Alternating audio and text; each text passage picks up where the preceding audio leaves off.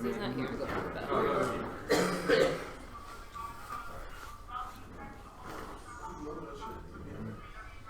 I've got like this much of the table.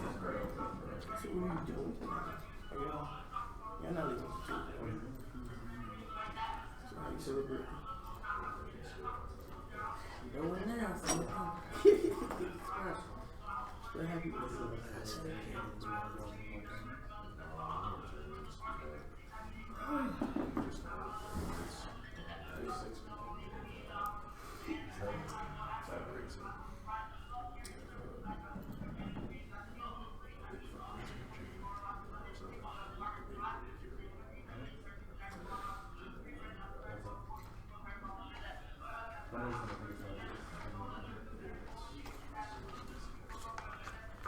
Happy birthday. Happy birthday, Amber. Just informed me. I was like sitting there waiting for people to like. Happy birthday. Oh no. Thank you for the well wishes.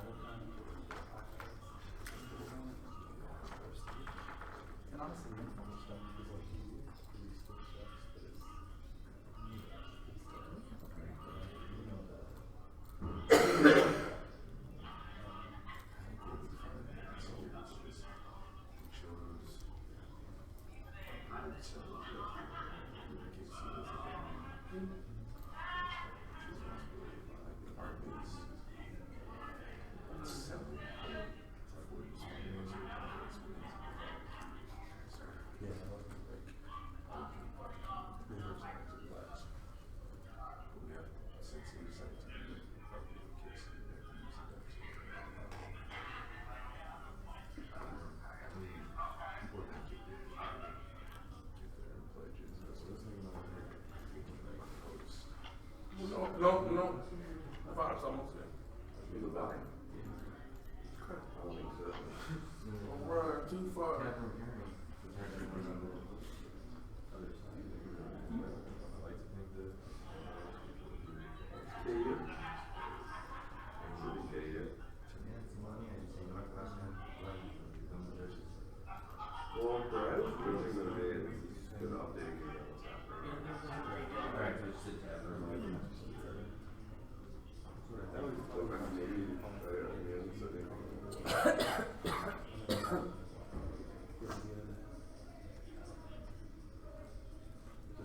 What did y'all give him at that little one? Like check blood, the whole man. Yeah, I just didn't know what was in the bag. Yeah, they get to pick something and candy too. Okay. Fruity candy.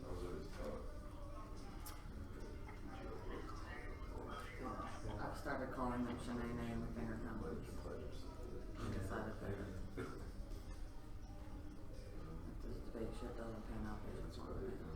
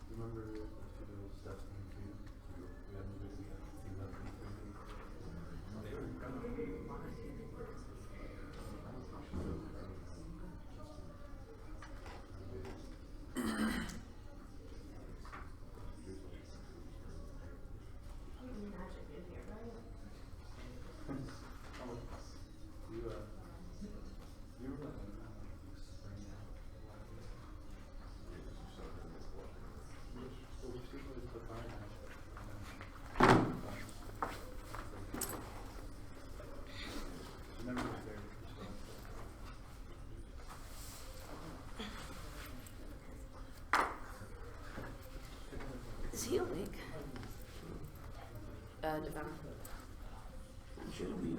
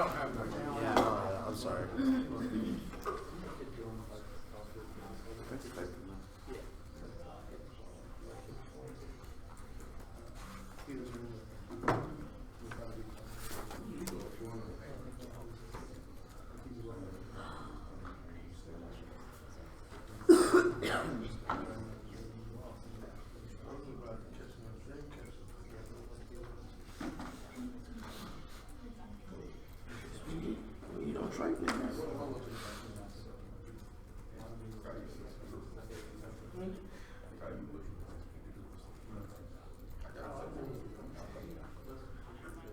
Why are you lying to talk about Exactly.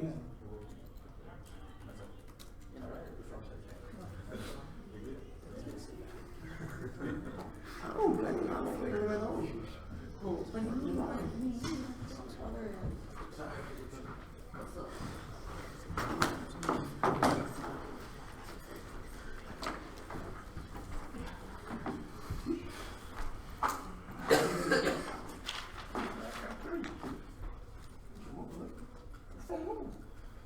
Niggas smoke stuff right here. You better go get some of that meat.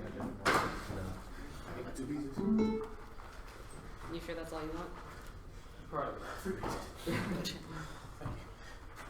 You okay? I don't know. I just ready to go to the hotel.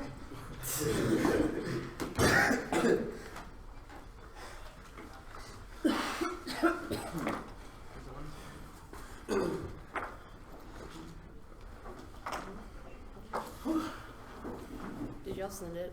It's on here. Oh, can we? Yeah, I'll pass it to you. Okay.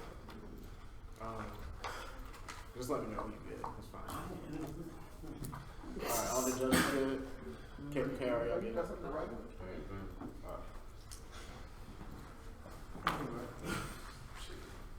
You need to.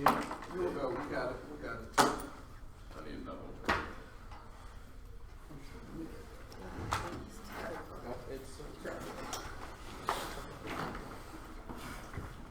Alright, all the judges good.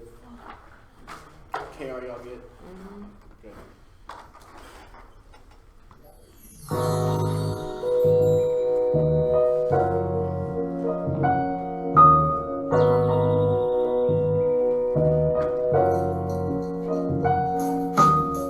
Hey nigga, yes you nigga.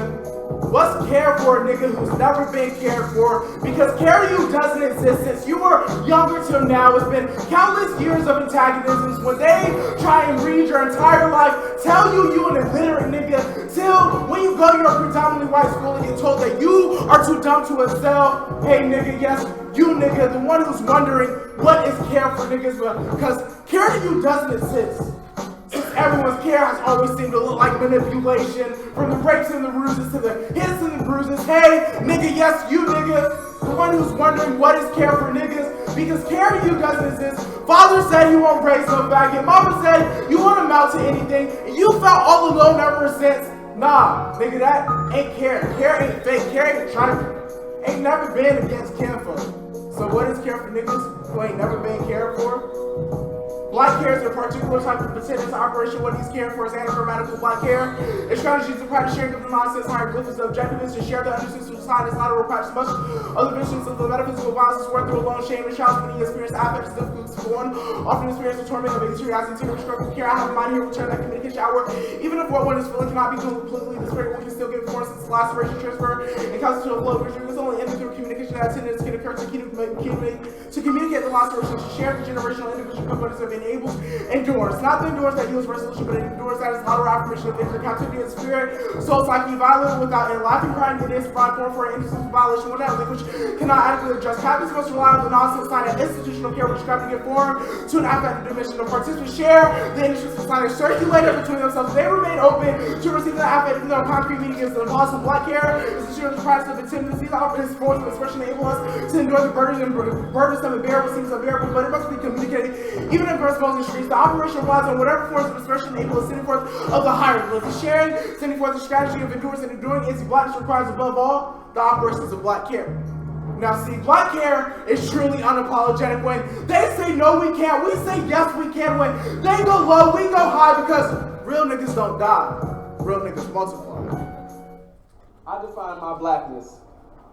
I define my black by finding definition within myself and not being afraid to explore myself fully on a subconscious level, on a conscious level, and share that with people. One word that's really important is to be unapologetic. When I came across that word unapologetic and saw how people were using it, it was like, oh yeah, oh duh, that's how we're supposed to be. But we got our filters up, and I'm trying to take my filters down so I can perceive as strongly as possible and channel as much as I can and really be a voice for myself so that I can be a voice for others.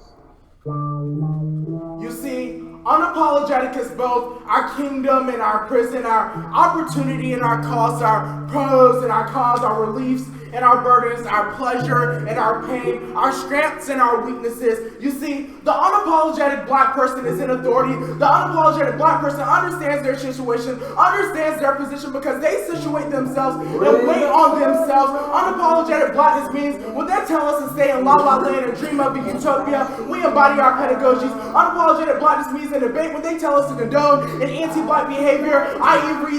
read this faster, say this the only way, so make it work. We are our refusal of that interpretation of what debate ought to be, as if the problems we face outside this round didn't follow us here. Unapologetic blackness means we know that it doesn't matter how many laws they pass, that their health is not our health, and we were never meant to survive, so that access doesn't equate to our standard of care. Unapologetic blackness means it's a hope that can never be pacified by the white imaginary. Unapologetic blackness means we find fulfillment in ourselves and in our communities. Unapologetic blackness means that we were never supposed to be here, but here we are. Unapologetic blackness means big a nigga. That's Ferguson 15.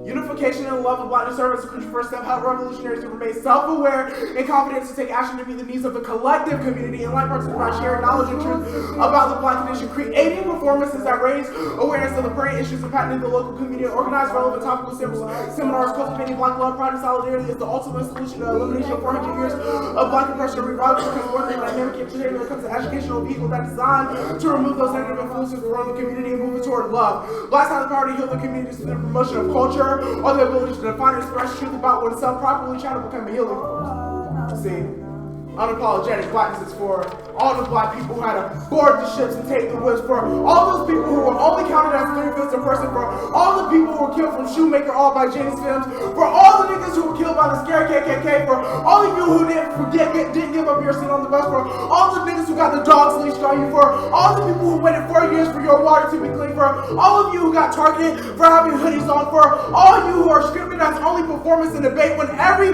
speech is a performance, for all of you who refuses the refusal of blackness, for you who doesn't stick to the confines of debate, for you who knows nigga health ain't national health insurance, for you who struggles to give a lifetime speech in 9 minutes, for you who knows they don't care about us, and for you who knows debate doesn't define you, you define it.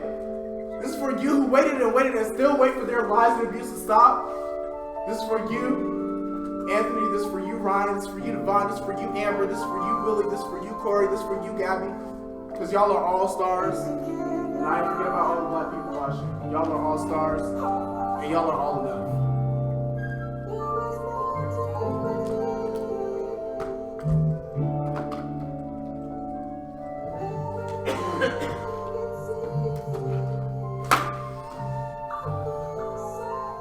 I think a majority of the 1AC talks about how we talk about unification and collective community. So at the end, I love to talk to black people and understand their position of what they think black care is. I mean, I've already talked to Corey about it in the past round, so I know what he thinks, but if it's changed, you can tell me. So I want to know, like, all the black people, Gabby, y'all don't have to talk, but if y'all want to, Gabby, Willie, Amber, Devon, Ryan, Anthony, I would like to know, what are y'all interpretations of what y'all think black care is? And I think, yeah, I'll just talk to you, Anthony, also. Sleep, black hair, sleep. I feel like I could be asleep right now. I wish to. I really wish I could take a nap. No, you don't, because you wish you wouldn't too. So. True, I guess. Anybody else? Black hair is y'all not letting me give me a 5. I appreciate you. Give me you a 5? Oh, for what? Oh, for this morning. Yeah, thank you. Oh, they really do that? I didn't know that. Well, I've never that's been like a judge. That's $500. 500? That's a lot. I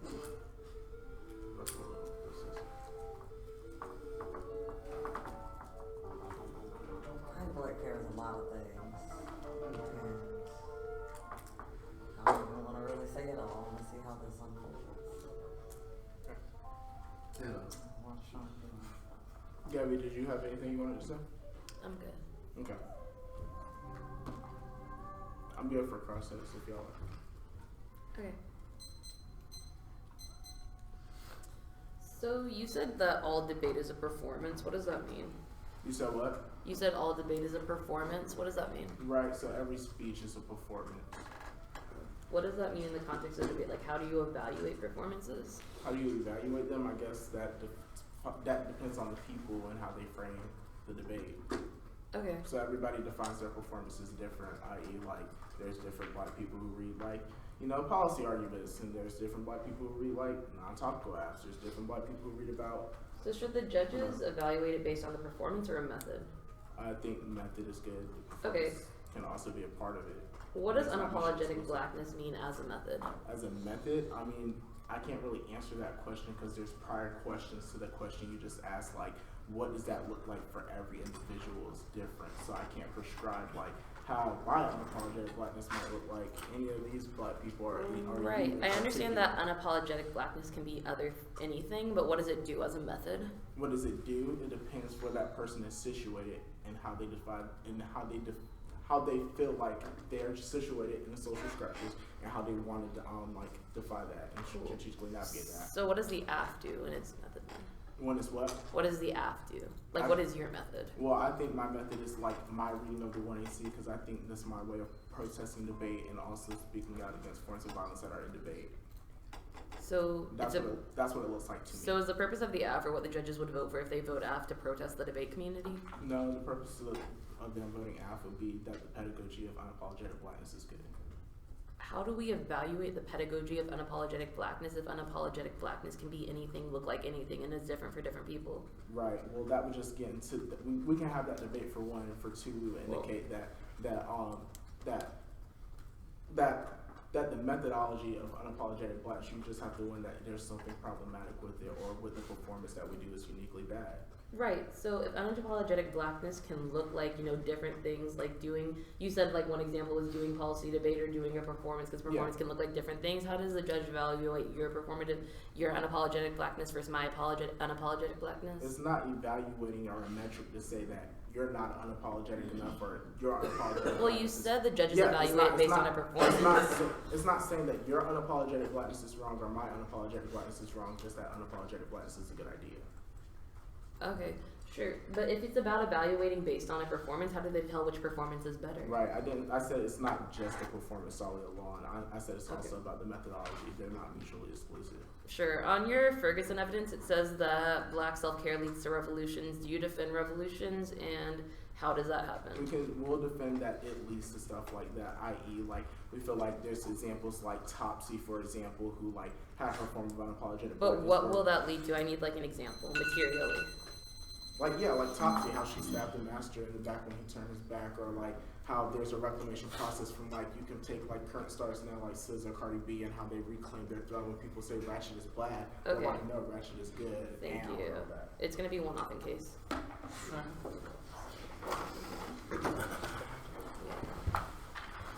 Can I use this? Yeah.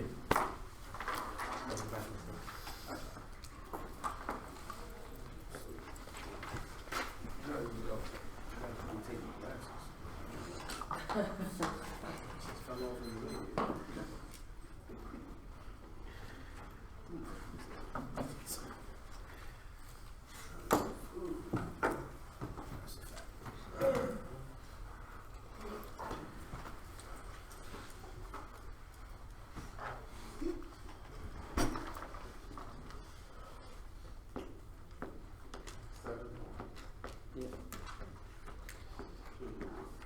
Alright. Did I ever get the message?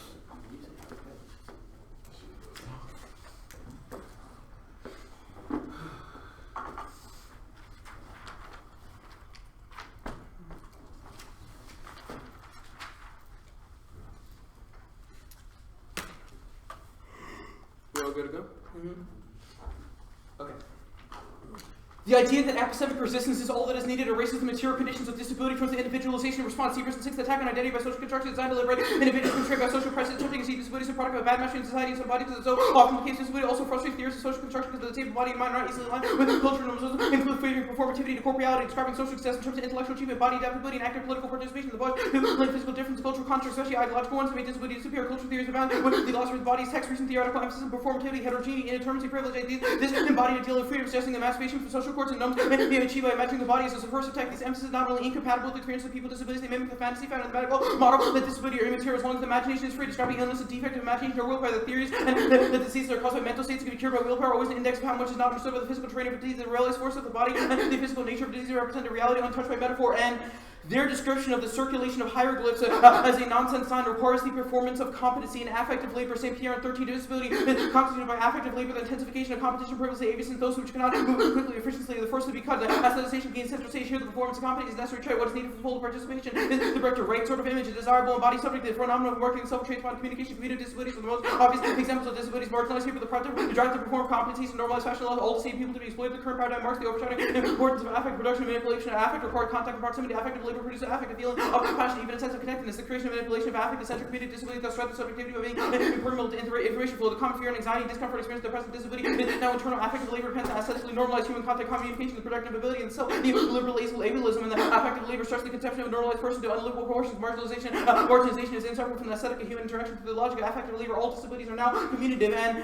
current conceptions of black political resistance rely on an able-bodied subject as the basis for properly political resistance. A conflation of disability with blackness further mystifies the ableism embedded in their activists. In Document 16, black liberation across the globe suffers from profound failure to engage disability society, struggle, resistance, and transformation, despite the fact that blackness is everywhere, everywhere, the receiving ends of the girls' fronts, neglected, violence, and destitution. A serious engagement to see black people to a more extensive view of what constitutes activism and resistance. The only thing we have in response to large-scale injustice and inequalities our bodies seem. There is no wonder that our conception of activism and liberation grounded in the body movement to social and economic justice mean the conversion of bodies for all of the streets and righteous indignation and protest what comes to mind when one thinks of activism that is imbued with the promise of revolution. The bodies that thread the weaves together the same images from not just antibodies. The non-disabled body can see seems to give meaning to a collective definition of activism and resistance. The default of the non-disabled bodies, what I call ableism. What do revolutionaries look like? Why do they exist in the revolution? Need to look a certain way. Why is the vision of liberation predicated upon seeing in the first place? What does it mean when bodies are not able to fight back in the way that ableism defines what counts as fighting back? What organizing for bed means for redefining what organizing means in general? What going to prison for my political beliefs just not an option for you because prisons don't come stacked with personal attendance. Will we still be regarded as deeply committed to the struggle for social and economic justice? Not only one person to be stacked with personal attendance, let alone exist at all. What if disability was a starting point for reimagining the world? What if we stopped conflating disability, blackness, instead honored, affirming, and affirmed the lives of actual black people? Exist the intersection of disability and blackness. Black disabled, we were not just made to disappear from public view, they're also made to disappear from the imagination. This is the definition of violence, so black disabled life unfathomable. In our conception of activism and resistance, the fundamental underline the possibility of black liberation. For this practice of haunting will make black liberation itself unfathomable too, and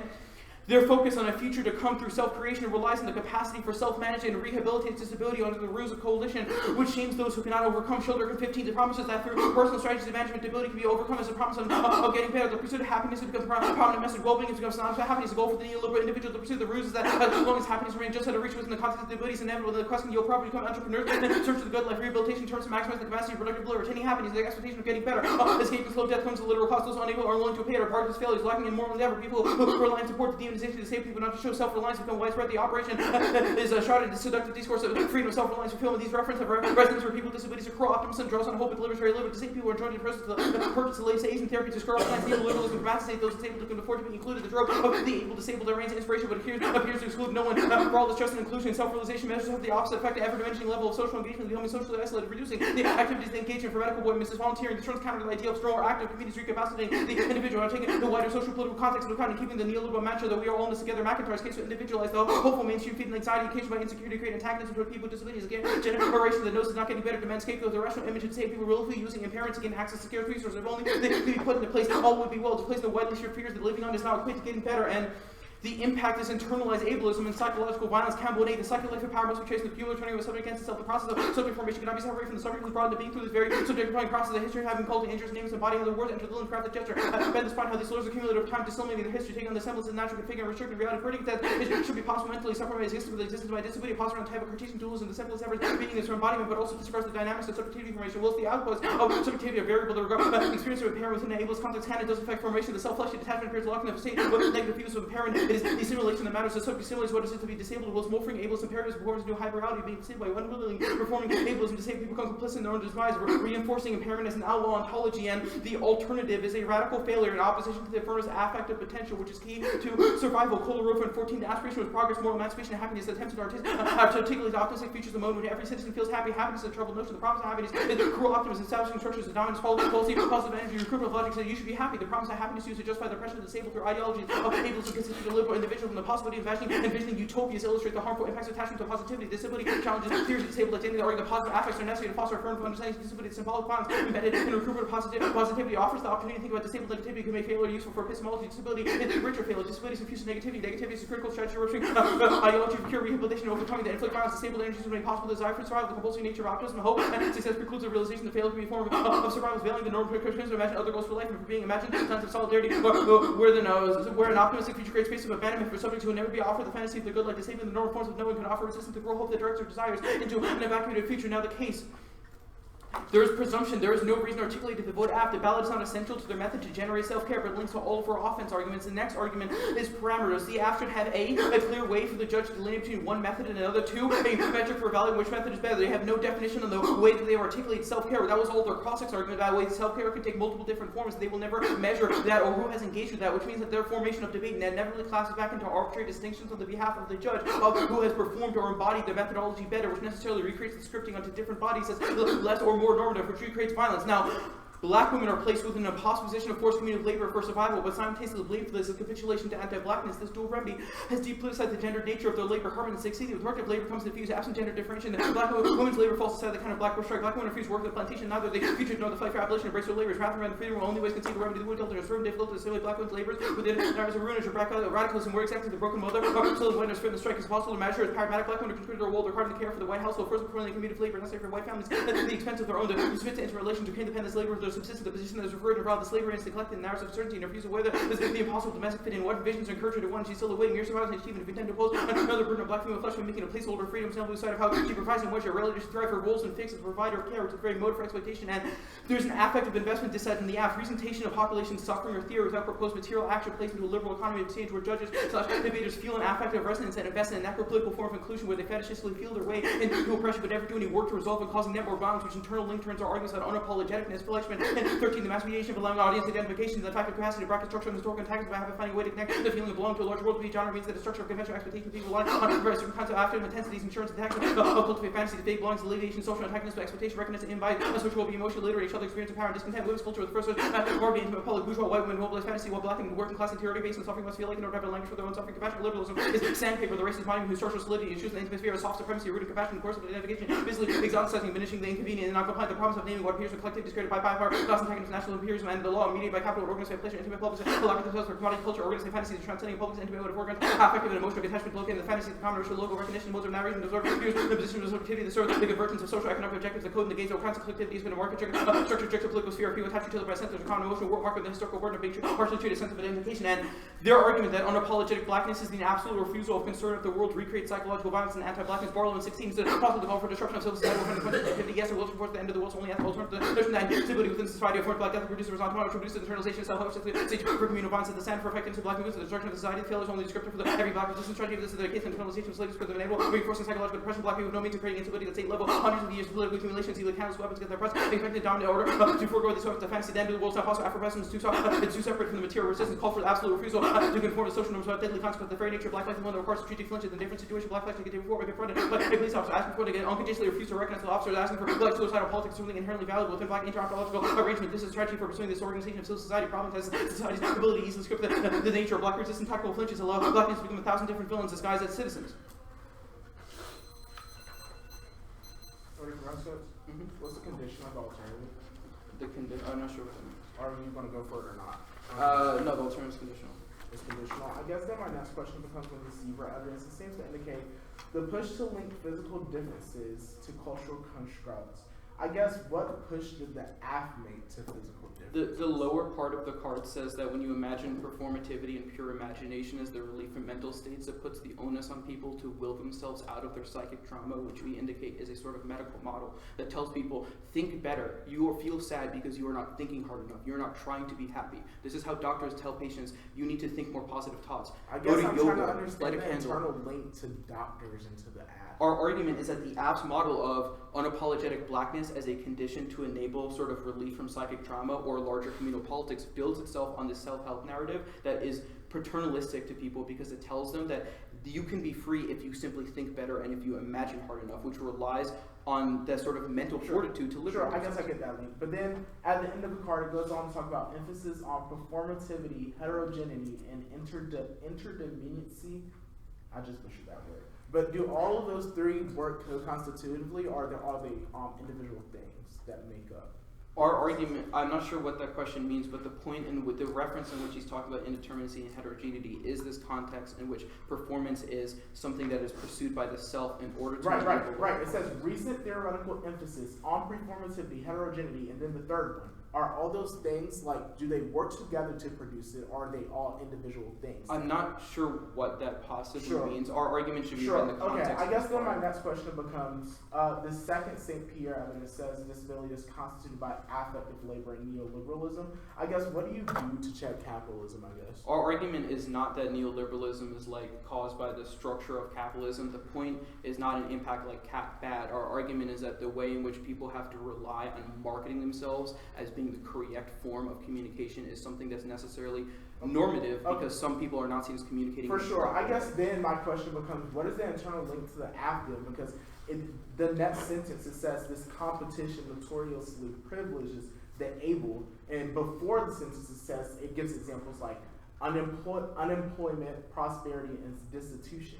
There's a couple arguments. One, the app argued that unapologetic blackness in your Warren card creates a sort of commonality on communication over laceration. Even if the sign is a nonsense sign, your card says people should not try to make sense of their suffering, which forces people to walk a tightrope between opacity and not speaking. The second argument is that the very communication. Wait, why is that true? Because your card, the Warren card in the context. That's not explaining it. Why is that true? You said, like, if we'll defend, like, black people are already opaque because the Warren evidence is specifically indicating that institutions describe it as something that is institutions force black people are opaque to institutions, not to each other. That's Warren's argument.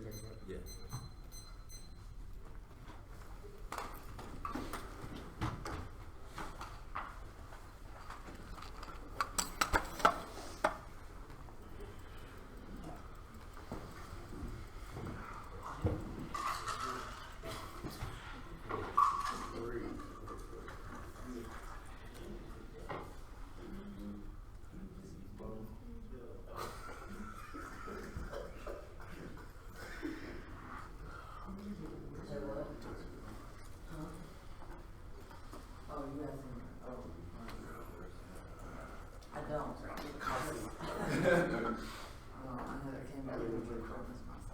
Coffee option? Yeah, I got you. Happy birthday. Yeah, I was about to say that. Happy birthday. You're getting younger, right? Huh? You're getting younger, right? I mean, every day. I'm just compiling the cards. Oh, shit. They just watched. How much? Is it 9 minutes I of the day? like it. I'm going to the bathroom again. Sorry, Because, sorry. I got 9.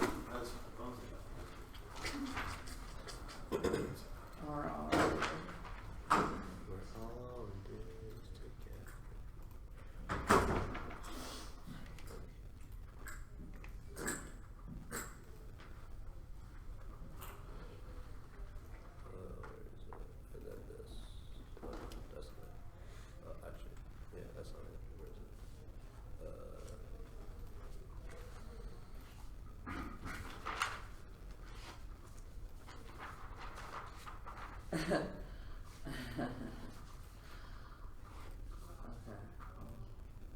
Glad my team takes good notes. Didn't translate it into real time. I thought someone was getting coffee. What's up? I'm just laughing at the two 2AC cards that versus we put Cornell. together because the tab cards as like notes about what we said, but they're not themselves like tags. It's just like in parenthesis, some important defensive claims too. Yeah, just tell them what they are. Go ahead. That's great. Who's neg against y'all? Let the judges know. Who's neg against y'all? OUP. I'm raised to think those are good ideas. Well, you're listening. I sent it to you. I know what it is, and then you're, I can't know what it is. Maybe the first time I was like, okay. They read the problem and stuff. Yeah. Oh, never mind, there it is.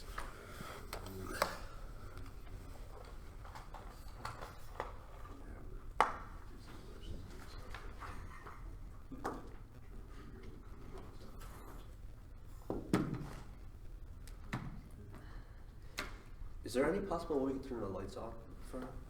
Yeah. Thank you.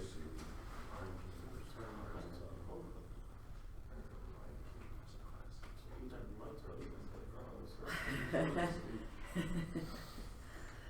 this is pretty good. I mean, honestly, it's okay. I would just. You wanted these lights off? Huh? You wanted them off or on? I want these lights on, just because it's kind of pretty in my eyes. But honestly, it's fine. It's not a big deal. I'll get Methodologies for different.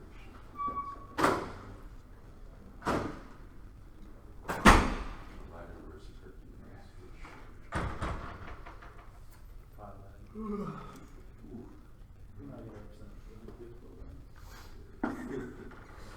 Just eyeballs to me. Hey, just Oh, eye. yeah. No, it's still. Okay.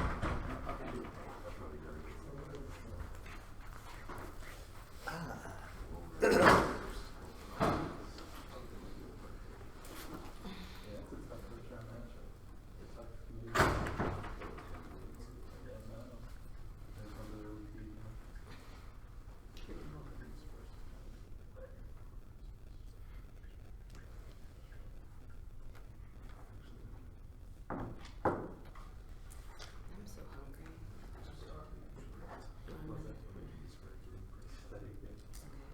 Actually, I'm gonna take a little bit more prop. I was gonna check something. Sorry.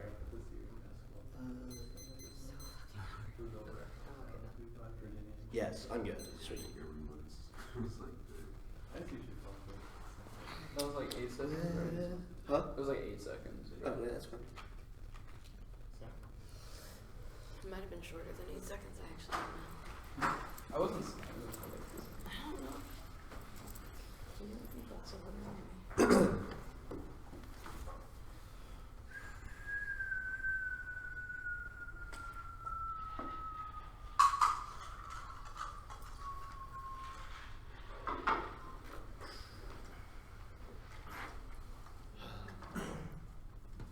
You still have my pen, Fawn. I know, sorry. Do you want it back? After this round. I got you.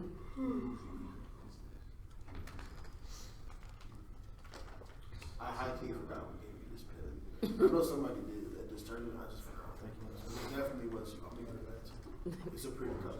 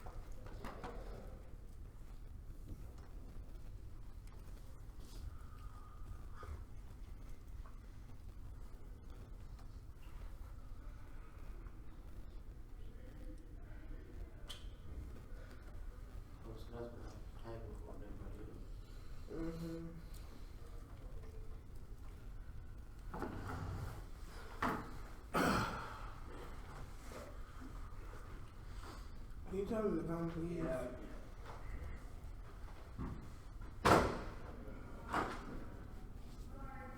Trick went and went to your dick. Trick went Hardly the other debates are in the Republicans.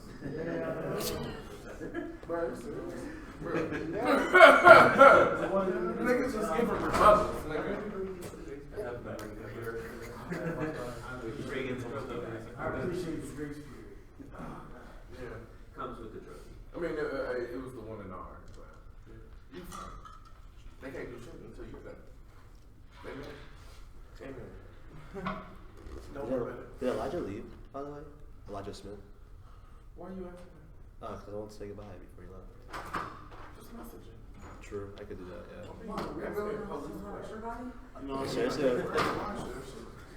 My fault, sorry. What happens if you don't handle If it? I can run upstairs, change my fucking clothes, Oh, okay. and come back downstairs. You look nice. Anthony be dipping off. It's going to be Casey. I sent the cards out. Is there an overview? Yes, it's pretty long. Was that a follow overview? No, actually, I don't think it'll be that long. I don't know. You don't need new paper. No new paper.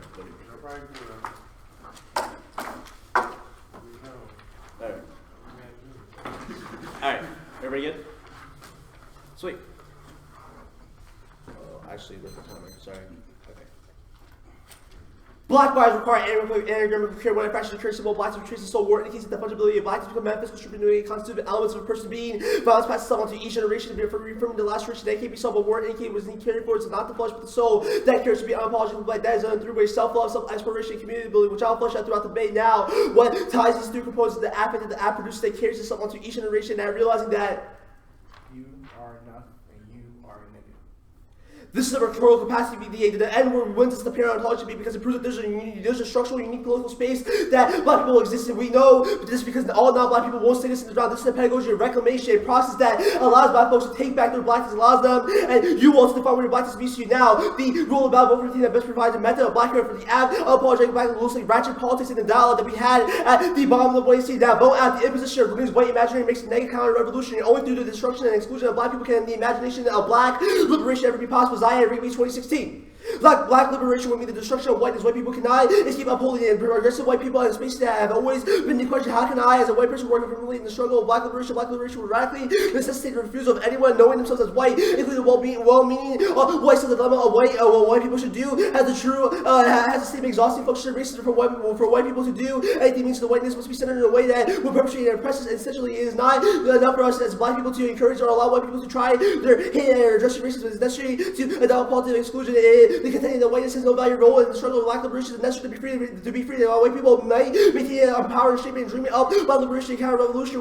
We do not negotiate with terrorists. When we see white people try to do whiteness well, we also see the martyrdom of black women murdered by police, and to bring white people to reckon with their sins. We've seen white men starting campaigns for professing the beauty of black women, only to realize that keeping it hand in hand with the violent and claiming and a sense of entitlement to blackness and black lives. We must quickly engage in the possibility that whiteness is only violent to blackness is only and can never be anything antithetical to black liberation. All ways of addressing black liberation for which white people are praised is always where black people, black poor and working-class women, trans, non-binary, disabled, and queer have made it possible for white people to know. Now we go to the dilemma first on the presumption argument. The ballot is not necessary, but the question is whether or not the method is good, which you can still vote on. Now the parametric debate first. You can test the method of the app, i.e. you can test the ratchetness of the politics and see if this is a viable method, or even test whether or not open dialogue was good. However, your reading and parametrics overlooks ratchetness as a strategy and causes two things. First, it forces black folks, particularly in this round, might have to defend his masculinity and his black in relation to production and labor, meaning values always sustain in relation to performance instead of intrinsic worth. Second, this leads to intracriminal violence because it forces black folks to have to define their blackness of approval. They cast us at the Colin Kaepernick, the proper black person's Ben Carson. This argument is important because they define method and performance to your understanding of engagement. Look, all you have won a seat at the NDT or competed at a high level in debate did not engage in the normal way of debate, and how debate taught you to engage in debate, which you created an intergenerational component, which the word evidence indicates is a good thing, but secondly, more important, which means that there should not be a remember how blackness ought to be defined because blackness means differently for other people. That was the bottom of the 118 open dialogue, and how Willie said that it looked like for him to have sleep for you, Devon, it looked like that you not getting fired. You, Amber, you said that there's multiplicities of things. Blackness is not defined for one thing. Now, on the next piece of evidence, first, my fault, sorry. On the next piece of evidence, Mike's cross has checked this because there's multiple material actions based on your social location. Secondly, the act produces that material relationship. Also, on the ontology debate, first, you can make this all black people look like this, and we're not Wilson, we are born best morals internally, we are pure ontology, believing social life and social that your ability to dismiss us as pessimistic and increase three things. First, that your form of education is one side which proves needing to eat the car out, other nuanced black species. Secondly, you homogenize all black thoughts to be pessimistic, which is problematic. Now, the fourth evidence answers because black people need new ways of thinking to escape failures, and there are three aspects. First is self-love. Self-love is key to not view your blackness as a disease, but something that's beautiful. Something second is self-exploration. Self-exploration is necessary to understand your blackness and how it relates to others. Third is community. We have indicated that in order to have endurance, you need to build community and work alongside your black man. Now, time does not pass where I accumulate from slavery to Reconstruction era to the prison industrial complex to the little what kids find joining inflation. The question you need to ask yourself is, they have to win whether or not Mike's understanding the world being predicated upon black religion and how he's viewed as a slave to white America is bad. They only have a link to the theory, not a link to the method. So even if they're right that Mike's thinking the rule is problematic, the method is still good because they have no links to why the method is bad, except on the criticism, which I'm about to take Also, apart. goes to the Hartman evidence. The Hartman evidence at the bottom specifically talking about black women's labor to white families at the bottom of it. There's no internal link to the affirmative. Also, also back to the Hartman evidence, the act is able to resolve for that, or allows for black women to resolve their relationship to labor because of the fact that unapologetic blackness allows them to define what their blackness means to them, but also what labor and production means to them, which means. I.e. the example in cross says with Cardi B, SZA, and that reclamation process. Sweet. We go to the ableism debate.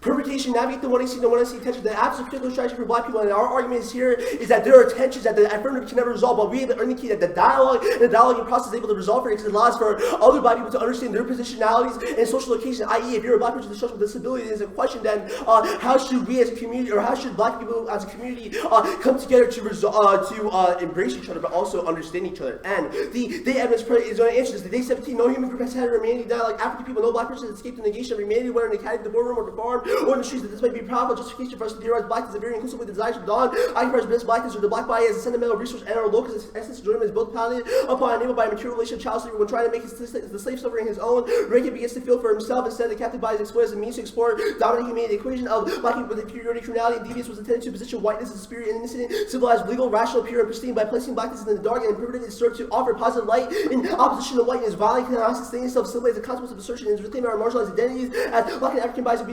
decolonized ourselves, re-theorizing blackness speaks to the intellectual agency of black and African people to articulate our own lived realities, conditions, and experiences without being interpreted through Eurocentric conceptual framing the thought of Euro-colonial racist conjectures of enduring. Now, I'll go to the proper line first on the first piece of evidence. First, we're not individualistic. I think the dialogue example probably resolves a lot, at least you're trying to go for. Secondly, on the same period 13 evidence, first, there's no internal link to this because this assumes that blackness already assumed the right image, because the argument that they're trying to go for is that we define what the right image is, but our argument is that the war evidence indicates there's no ability for blackness to be right because society has already dictated outside metaphysics. There's no ability for blackness to be viewed right, but rather it allows for black people to take all the things in negative derogatory terms that have been used against black people to weaponize them and to cause intercriminal violence, allows them to redefine what their blackness means to resolve those impacts, which alternative cannot resolve for. But also, affect is inevitable. It's a question in how that affect is produced, which is the intergenerational component, which I'll do on the alternative debate. Now, the Nodopo 16 evidence is really bad because the permutation resolves for these tensions, i.e., there are always going to be tensions that we can never resolve for, but we say that we can have an understanding of how these tensions are able to happen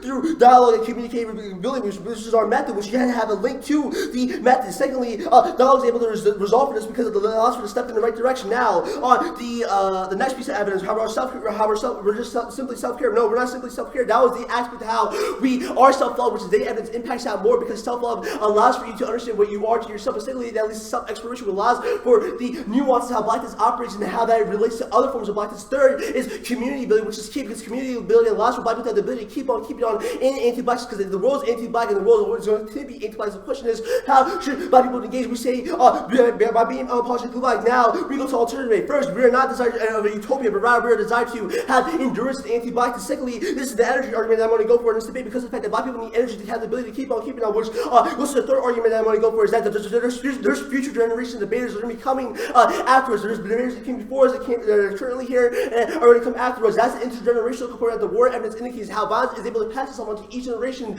but that's not the material of what can be resolved for is the psyche and the soul. And our argument is that debate becomes a unique political space where black people can engage and teach other black people to love themselves, because in the status quo we have indicated that black people find it hard to love themselves because society has taught them to hate themselves. We are able to resolve for those impacts because our argument is that unapologetic blackness takes back what white people and even non-black people have attempted to say about black people as always problematic, as always ratchet, as always nothing that's good enough. And our argument is that we're able to take that back and teach other black people, which allows for black debaters to exist and to be successful, which has been working. And the negative focus on solely disability fails to address black life in America. The social model of evaluation ignores the ramification of racial violence that creates a condition for black exclusion in the status quo. Glover 17.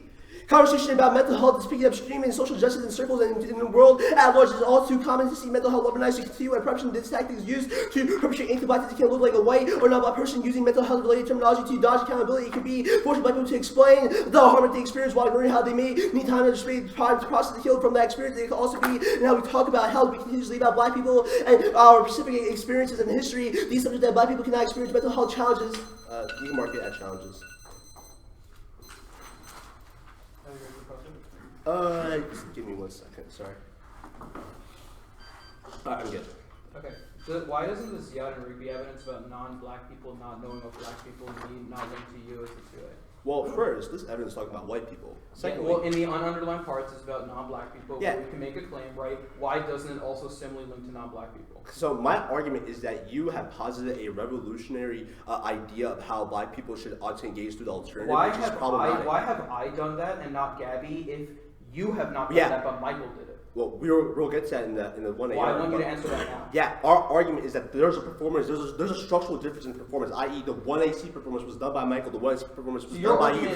You are positing that performance. Your argument is that because I read some cards, that meant that Gabby had no place, no part of the strategy, and it's my imagination they go for the 2 and we know you're going to go for this culpability argument. The argument that the card is making is specifically in contextualization to white people. It does not say non-black people. You need to win. Why did you read Gabby's card back at Gabby to blame her for having a white partner? It's not blaming her for having a white partner. Okay, what should black women do in predominantly white institutions when there aren't other black partners to have? Say what? What should black women do in predominantly white institutions that have a majority white debate team? Should they just give every speech? I don't know. That's not my place to answer that question. What do you mean it's not your place to answer? You told me that I'm doing something wrong, so tell me what you want me to do right. Otherwise, I'll say this. I think your alternative does not do anything. So should Gabby give the 1 NC? Huh? Should Gabby give the 1 NC, 2 NC, 1 NR, 2 NR, 3 NR? We're not saying all right. No, we're not saying that. We're not saying that. Why we're not saying that Gabby should give all the speeches. Like okay. We know you're going to go for the suit. Sure. So I'm going to go ahead and answer that now. We're not holding her culpable for any of the harms, and it's not a place to tell her what she can and cannot do to do that. But rather, this is a direct contradiction to what your alternative is calling for a radical transformation, right? Why doesn't that link to the 2AR overview of the case, which is like, this is why black life is good, and on the K, when they go to and say, this is how black community, i.e. we need to be together. How do you not perform the card much more than the 1 NC did when you're talking about we-ness in context of blackness? Running, this is the card you cut. It's Gabby's card, first of all, which is a problem that you think that. Okay, it's specifically contextualized to white people and their formation. Well, since you didn't cut it, you obviously didn't read it, but we'll have this debate later in the debate. Sure, yeah, we can. Okay. This argument about this first piece of day evidence about inferiority, there's no tag in the doc. Can you just go over what the argument is? Yeah, sorry, I just made an analysis on top of it. I just didn't hear it. Yeah. So the argument is that before black people can engage in revolutionary strategy, it requires them to understand and explore what their blackness means to them. And that process allows for community building and self-exploration. Okay, how does it lead to other forms of I have a different question. You say the same Pierre evidence that blackness is not the right image. Can black people understand each other as having different images? I think that there can never be a complete understanding of blackness because there's a multiplicity of blackness. But we say that we can understand glimpses of it through dialogue and communication.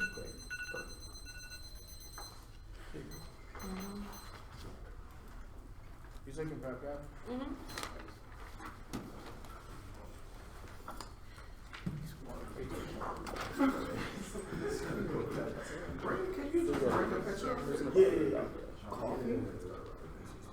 So,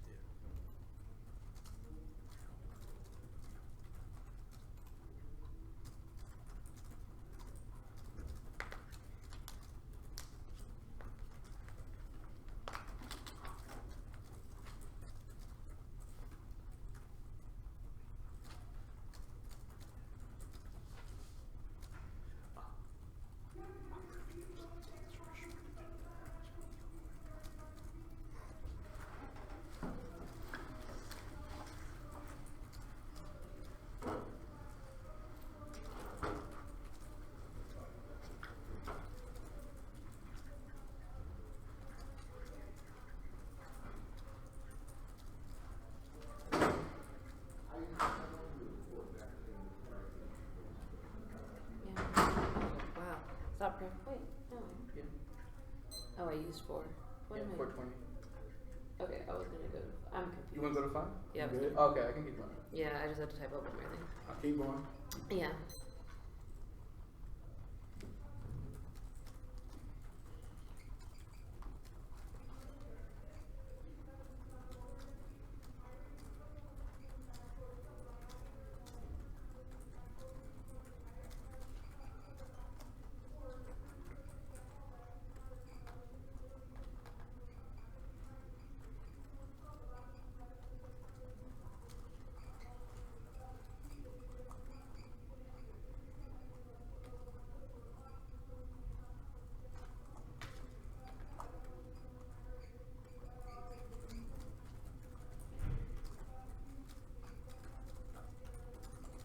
Stop, bro. How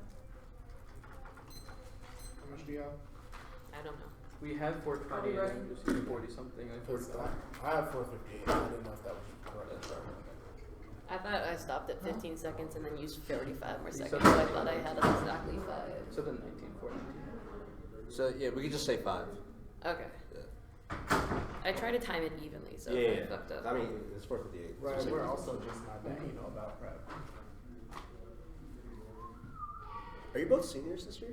Mm-hmm. Oh snap! What about y'all? I'm a senior, so. What about you, Michael? You're not married. I didn't know that. Yeah, that's what she asked you. Well, because I remember, because I know we had conversations before, so that's sorry. It ain't my fault. I didn't do nothing. I was here on time. And I want to let everybody know I'm 20 seconds. I'm on my ballot 2002. Thank you. So they can actually fine you for being late to a round? So man, I think went to go change. Yeah. Yes. Bruh.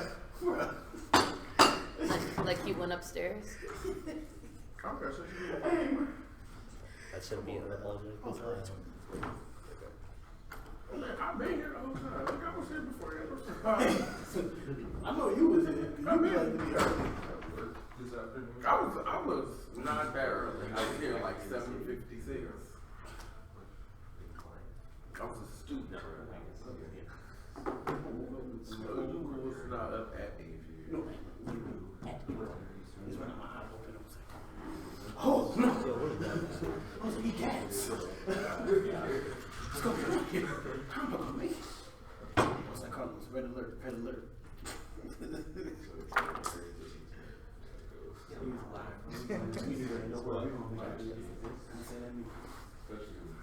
Honestly,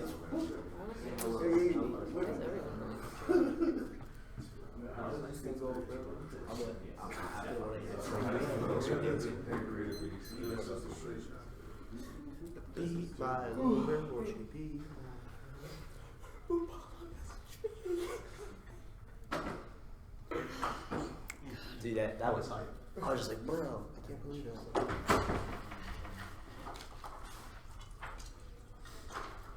Did you hear? I feel very unapologetic about it. You went to I go heard change. he wants to go change. It's like the general feelings. Really?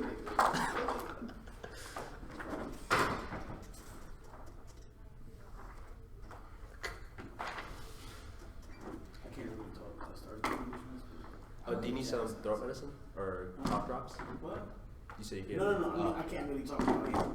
Okay. But I said have some cough drops. I'm not gonna lie, I did too. You know, CPT is one thing.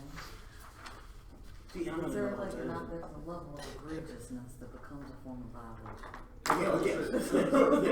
Yes.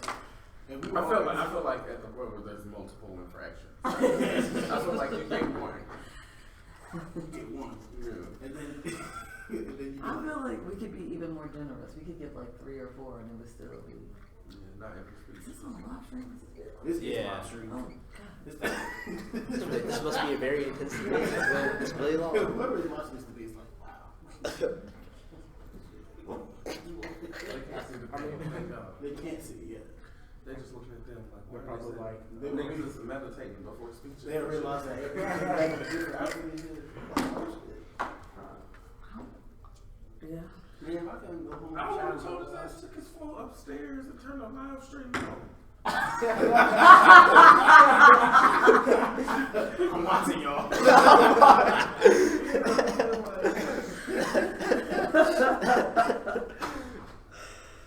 Nigga. Wait a minute. Where's Willie? Oh,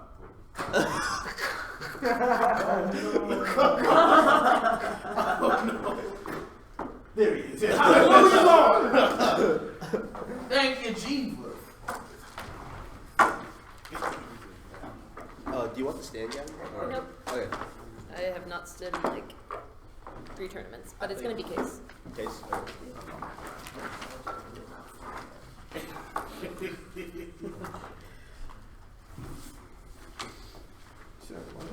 Case. You said case? Case? Case. Oh, case. No cards? No. Sweet. Oh, excuse me. Y'all good? I'm going to start with the parameters argument that should be evaluated before anything else in the debate because it is a prior question to how you evaluate the debate in the first place. The app has provided a method with no way of evaluating it. They just say unapologetic blackness is good, but what does that mean in the context of a ballot or the forum of debate? They say to test the method because evaluating performance is bad, but we're making a unique discussion of how their lack of metrics for delineating methods is how they force an evaluation of performance because you inevitably turn to evaluating performativity to decide a tiebreaker of the ballot, which is why the parameters argument and all the links to disability is proving why the post-facto performative evaluation they create is bad and how without a metric the app uniquely causes the arbitrary performative evaluating. And CX, I asked them what unapologetic blackness looks like, and they said it could be anything, and they will do and not define it for others, which means that you have no way of evaluating whether they have performed it or not, or if I have, or if any of y'all, except Brian, of course, they have not provided a bright line for whether counts as unapologetic blackness or not, or how to choose between different forms. My unapologetic blackness, my performance of the 2-1C, and Michael's performance of the 1AC, and his blackness of names. There's an arbitrator just that because you become the determinant of who performed or embodied their blackness well enough, the app might have been a performance of, but how do you then understand other forms of it? All other forms of unapologetic blackness do not look the same or mirror the presentation of the app. They cannot get out of the performativity links because in CX they said all debate is a performance and you therefore have to vote on the performance of the app, and next they should be held to CX. There's an essentialism to that because an unapologetic blackness looks and is expressed differently between different people, but the only example they give is the app, and they become the litmus test for spectacularization through which all other performances or embodiments of being unapologetically black is compared to, and that you always determine if someone is performing it and or enacting it well enough based on how much it looked like or felt like a 1AC, or whether or not you felt the same way when you encountered the other's blackness as you did when you encountered the app. Their model debate is when anytime they hit a black debater on the neck, the judge has to determine which black debater's embodiment of blackness is good enough, which is inherently violent. This model debate makes debate a mirror for the outside world. Before any black debater hitting them, the world already presumes against black people before they open their mouth, speak, or act. So the app brings that de facto presumption into round by saying unapologetic blackness is good. We won't tell you how to evaluate between different forms of it. So just vote app because we presented it first, and they are the only basis you have for seeing what it looks like. The mirrors the de facto failure of the world, since black debaters can't live up to the present standards that don't allow them a chance to compete with the app, which is why having standards for evaluating methods and determining between them are good. There's an arbitrator just that because the absent metric for a way to delineate between the two judges inevitably latch back into an arbitrary distinction of which black person they think is better, and that will always be a sort of shared familiarity of who is least distance from them or their ideal normalized black body, which inevitably leads to disproportionate lots of queer, trans, disabled, etc. black debaters that deviate further than the acceptable norm of society and intercommunal understanding of blackness, which is in hierarchy just because it means that there's always a hierarchy within black communities privileged on the less deviant black body. They also lead to authenticity testing because how do you know if something is unapologetically black or black enough? The standards are arbitrary, which is why people joke about having your black card revoked if you don't comport yourself a certain way. Tell you aren't black enough if you do not do the standard things communities think black people do, like have risen the same taste in music, etc. Or how black people are told they are white if they don't have community ideals of normal black interests, like how black people are told that they like anime, are told that they're into white people. Should this create self-hate and violent communities because unapologetic blackness is defined and as a result gets communally entrenched is undefined and as a result gets communally entrenched by normative or social understandings of blackness, or some people that fall outside of the ideal are told that they are not black enough and feel ostracized from the communities, which is an independent diss to the app and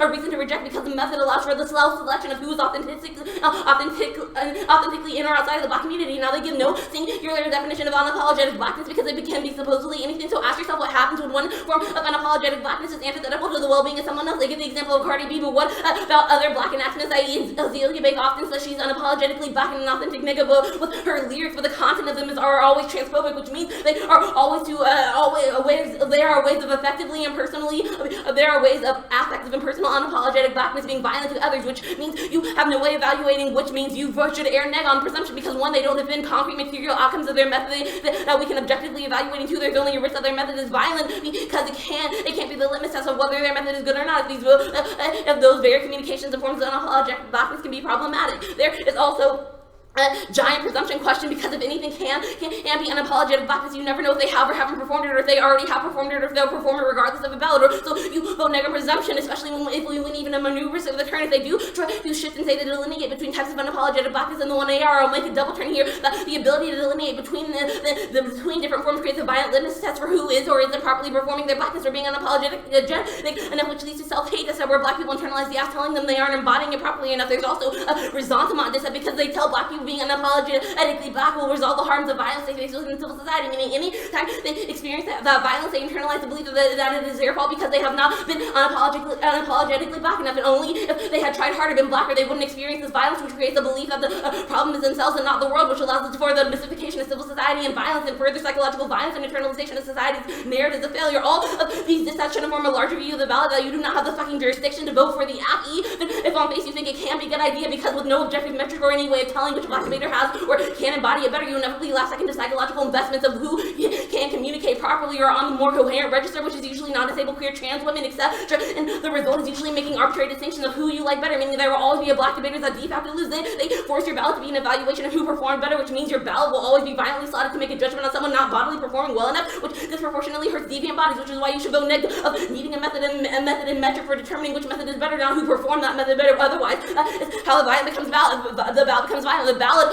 can also not be dismarcated from your social locations. So, Brian, particularly, you can't vote affirmative because it would mean placing the evaluation of blackness in the hands of white people, which allows for whiteness to determine and place economic value via the ballot on black life and black performance via the ballot. Y'all, other than Brian, should also see your ballot as a way of rejecting violence, because your libidinal and psychological investments in ascribing value to those that are less deviant from yourselves means that voting inevitably allows for your psychic preferences to overdetermine your ability to vote objectively on the effectiveness of methods, which even if some arbitrariness or intervention is inevitable, it's better to have some standard than none at all, because it can manually adjust for reductions of violence to some degree, which is better than complete judge intervention. You should also vote neg on presumption because they have no way of evaluating their method's effectiveness, because they don't defend material outcomes. They give examples of what the app could look like but never say what it does, which is why you err neg on presumption, because you never know if they can resolve anything or if they make the school net worse because of the case trends. They say the role of the ballot is who has the best mode of self-care, but if it can look like anything and different modes of self-care work for different people, you have no way of determining who the role of the ballot at all, or better, since you can't determine what other people's looks like or works, especially when they say there's no universal method. So how do you evaluate the scale? It is just that it works for Michael, or if it is just that it works for is it just that it has to work for Michael, or does it have to work for everyone? If it's only for one person, then we both meet the role of the ballot, because we both have performed our own self-care, so there's no way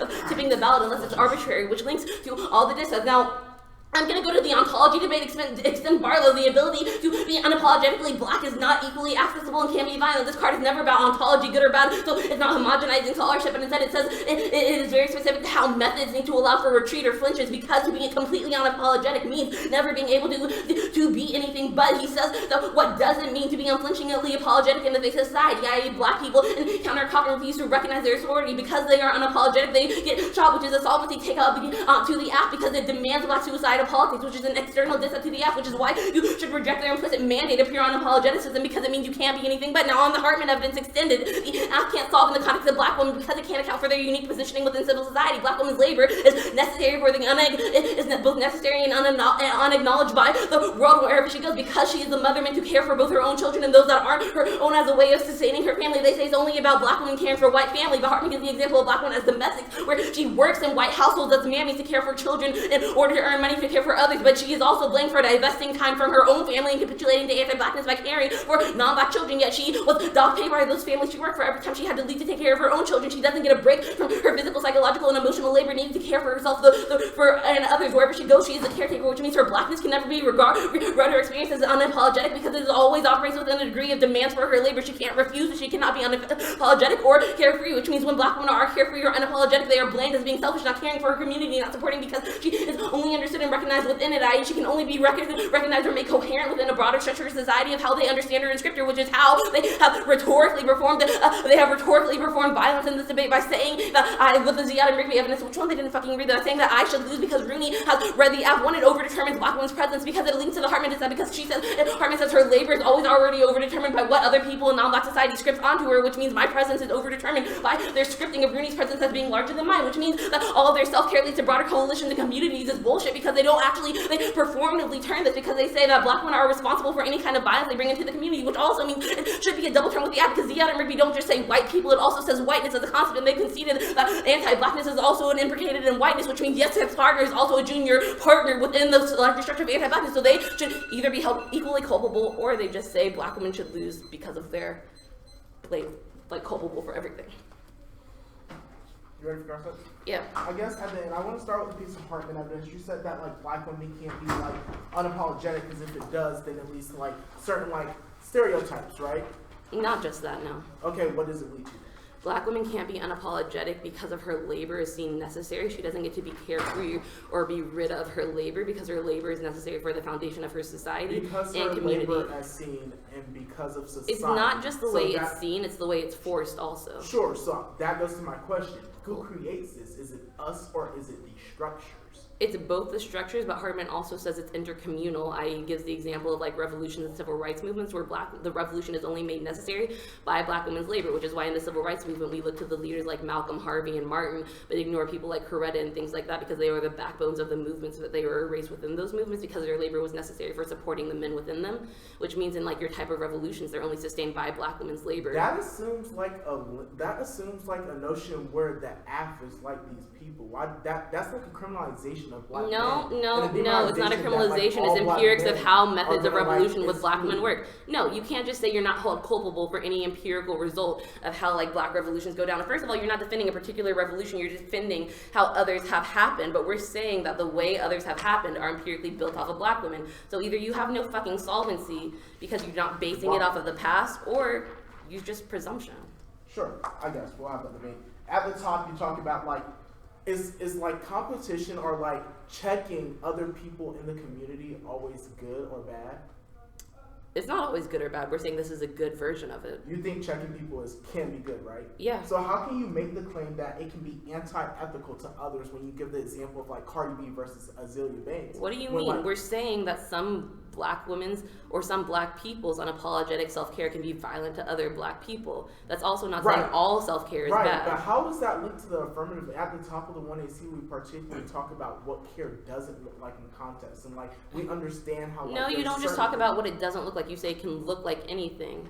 That's why you need to have a like standardized metric for evaluating it. But I talk about that. But then one of your other arguments is like, you don't know what unapologetic blackness is, and that leads to like some people internalizing self-hate because they say that they don't like, they're not unapologetic enough. I mean, there were two different self-hate disads. The one self-hate disad was like when you have no definition of unapologetic blackness, it kind of lapses back into what the community believes it is. And so anyone that falls outside of that community norm is seen as not being black enough. But the ressentiment kind of self-hate thing was you say unapologetic blackness leads to like a freedom from violence from society. We're saying that anytime someone does not get relieved of that violence, they end up thinking that it's because of they have not been unapologetically black enough, which leads to that ressentiment. Okay. I guess then my next question becomes one of the things you said at the top is like all species are performances, and then like you're trying to get. No, we said you said that. Yeah, right. And you're trying to get a link to. Can we use your stand? Oh yeah, for sure. Thanks. Yeah.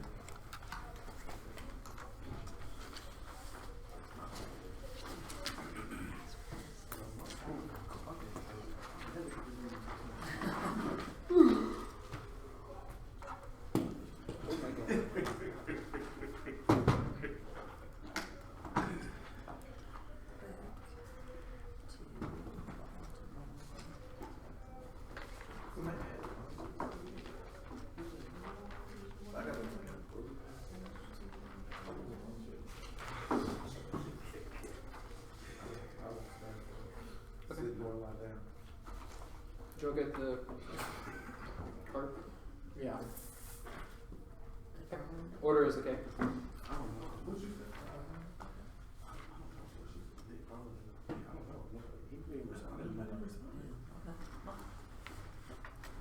We're all good to go? Okay.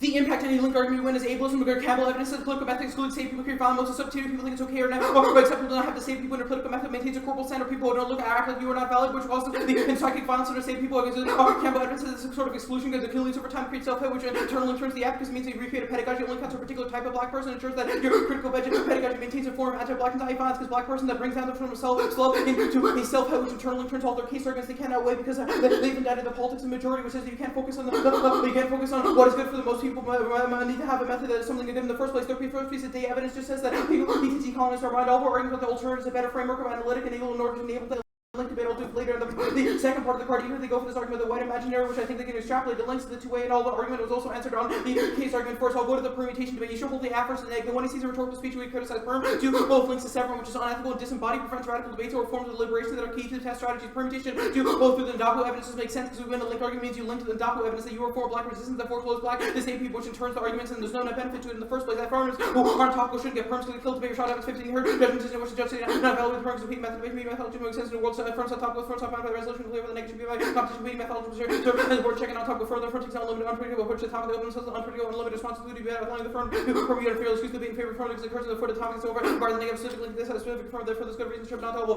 furnace and permutation the first link I'm going for is the affective labor they fucked up on it they have attached affective labor is the reason to vote i.e. their intervention redirects labor towards affective intimacy which links to arguments on affective labor which makes the question of who gets to be seen dialoguing correctly or communicating their pain properly is framing utilizing the conception of affective labor i.e. the manipulation of rhetoric bodily power engagement set up to reveal your message to other black people in only a way that it doesn't attempt to make it too revealing too community walking the tightrope between opacity and not speaking is the moment when a disabled black person cannot hold it in and blurts it out when they mean it in the wrong way so you got to turn off time etc interrupt other people in a way that other people don't understand it's that moment when someone tries to pass out a message and coded speech but other people just think differently don't understand what you're saying get frustrated with you and think you're wasting their time all of these are the fissures in the framing of affective commonality get smoothed over and they're moved towards community these are things they have to answer before you can vote out because it means the very framing of their method requires the performance of capacity in dialogue they will sacrifice certain black people black to same people the altar of a larger community even among black people certain black people's form of pain and laceration is not seen as worthy of engagement. They consider the piece born from our Seaver's evidence says that disability cannot be disimbricated from the figure of a narcissistic person who is using impairment to consume too many resources, too much attention, too much time in a selfish way, like a trope of the disabled person who fakes it to steal a government check. This isn't hypothetical. Something already happens to affective kinship means their production community already relies on the privileging of a certain affective capacity to express their pain in the first place. They say they can't be expressed. There's a double-blind vote negative on presumption if it can't be expressed, or if it's opaque, because it literally makes no sense. How is it a form of relationality over pain if you don't know when people are suffering or in their pain or what their pain is? Because the app does nothing at all. Seconds, their warrant evidence how black people are opaque to the world, but they can obviously communicate to other black people, which is their argument about dialogue. Their warrant article says that even if talking about something that cannot be fully understood, it's provided to reform this community, which way the warrant evidence that the circulation of hieroglyphics provides expressive form for this affect and sensitive form to the collective. That is a quote from the article that all means all of our link arguments impact terms of the formation of the collectivity, because the people that engage these affective kinships are those people who meet certain normative standards of community. It means they build community by centralizing those who are able to meet their form of standards and foreclosing those who are not. The terms are arguing how the world creates subjectivity by forcing negativity and self-hate into black people, because it means they sacrifice disabled black people's self-worth at the altar of the community, which is black disabled people with no language within their grammar. It means they have to work 3 times as hard to affirm themselves. Their answer to their arguments that dialogue results where black people are feeling violent to disabled black people. There are links intervening to the very level of their method, which they can't solve because it means the very form of the dialogue is exclusive of the practice of disabled people, which means that you never get to the scaling up to the argument of dialogue solving in the first place, because the dialogue itself is ableist. Now, there's a willpower link. They also have not answered the Seaver's evidence that their notion of freedom and psychic healing is possible as a disembodied ideal of freedom. This is as long as you imagine yourself to be better, as feeling better, as different, then emancipation may be achieved, which mimics a medical model fantasy that trauma and suffering can be cured if the spirit is willing, if the imagination is free. Doctors coach to save people to cure themselves by thinking positive thoughts and like a candle go to yoga. When their health doesn't improve, their failure is seen as a form of mental weakness, a lack of willpower or imagination. This applies to argument affirming unapologetic blackness, because the after replicates a bootstrap philosophy tells people to simply think better, be more positive, then you'll be freed. What happens when people don't feel like they can think better? It causes a self-hate disorder, which is the impact of this link. It tells people who don't feel positive and still want to apologize for their blackness, who can't muster their energy and love themselves, that it's their fault if you, because if you just wanted to, if you just unapologetic enough, if you tried hard enough, you could be free, you could be in the community. That means that the people who don't engage in their method are forced to do so because they see the apathy, promise of freedom, and everything else sucks, because they'll be left outside the community. It causes the psychic violence of self-hate impacted by our Campbell evidence, where people internalize that it's their fault for not having the mental fortitude to be free. They all conceded our piece of Schildrick evidence, their Ferguson card extension, the 2AC links to it, because it creates a telos of self-care, i.e. self-care to become a better soldier, better revolutionary, better worker. The 2AC says that love of blackness is good because the first step in developing a black consciousness that can help revolutionaries take action to meet the needs of the community through activism. This juxtaposition where self-care is good because it leads to larger action, like autopsy and inevitably script some form of self-care is being a waste of resources that can be placed better, which links to our Seaver's argument explained above. This also prevents the possibility of non-productive self-care, i.e. forms of self-care that don't lead to anything but someone's own feeling of self-worth. I mean, people only seek out forms of self-love that lead to something productive. What happens when the community already sees your self-love as not productive enough, as a waste of time, like how black women taking time for themselves is seen as being simply selfish? It turns the app because they force the apology from those people who self-care won't be spectacular, won't result in activism, won't change the world, will help them live another day. Even if they say blackness and excess of disability links to our Nadapo evidence is calling the violent disability to make sense because it conflates those two things. Even if things are formed through fungibility, disabilities and contour blackness means we have to understand the experience of blackness, people to understand the experience of anti-blackness in the first place. We don't have to compete in the level of power, but we compete in the level of method. The alternative debate, the alternative is a radical failure in opposition to firm's mandate for politics with the key to survival. One that benefits survival, because Colorado evidence indicates that failure is the failure to be normal, and failing the norm prescriptions of the app to communicate productively is good. We are claimed as a political site of positivity to say people come over the exclusion to rethink the ableist standards of the world. And that this answers the energy dissent, because their energy dissent doesn't make sense if we win an argument, because the alternative is a better approach to self-love, because it doesn't link the way the one you see from the frame debate. If we win a link, it means they don't teach future debaters to love themselves by hate themselves or not being good enough. I mean, the ultimate centrality of failure, you know, allows people to come to the community as they are, to engage as they are, not if they're doing self-love right, not if they're communicating, not as it's a better form of unapologism and doesn't apologize for not being able enough, but allows people to join them. The Glover evidence doesn't make sense. The neg is not a daunting accountability. The links are all specific to the app means we have to defend all the same people, but specific to the app. We win a link, it means that you're not being accountable. That was the link debate above. We had How much? David 7. Oh.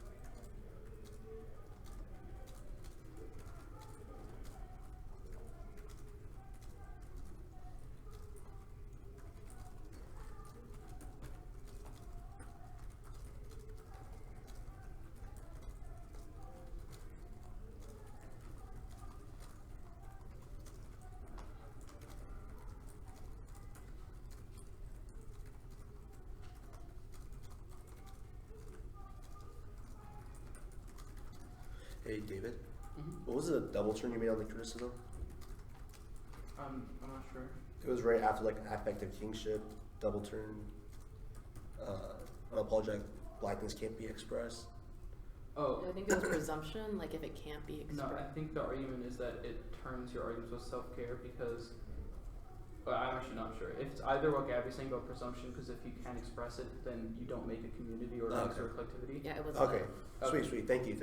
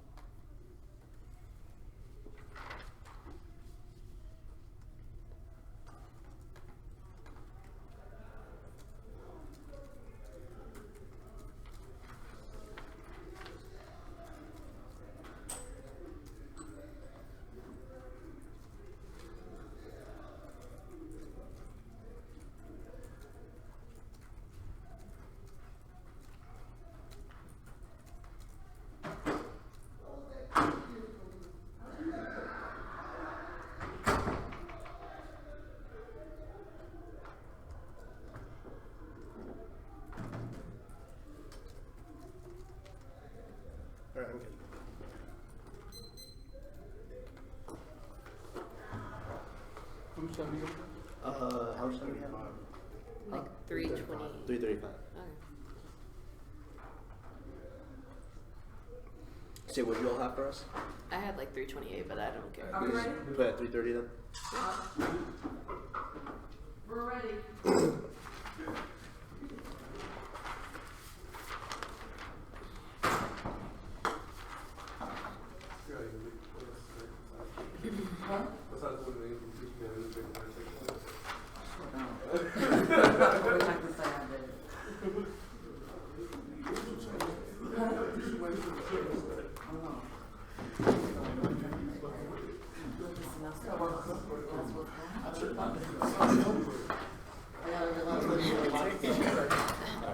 We're gonna take a look.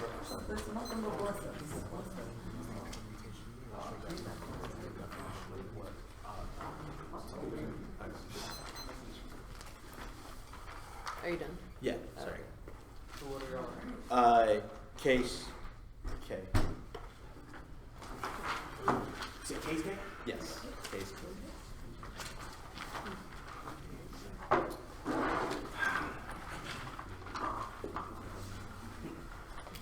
Oh.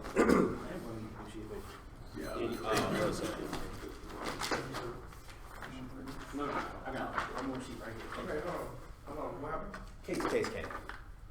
So why everybody getting new pieces of paper? Because, I mean, You I see don't them? have no space.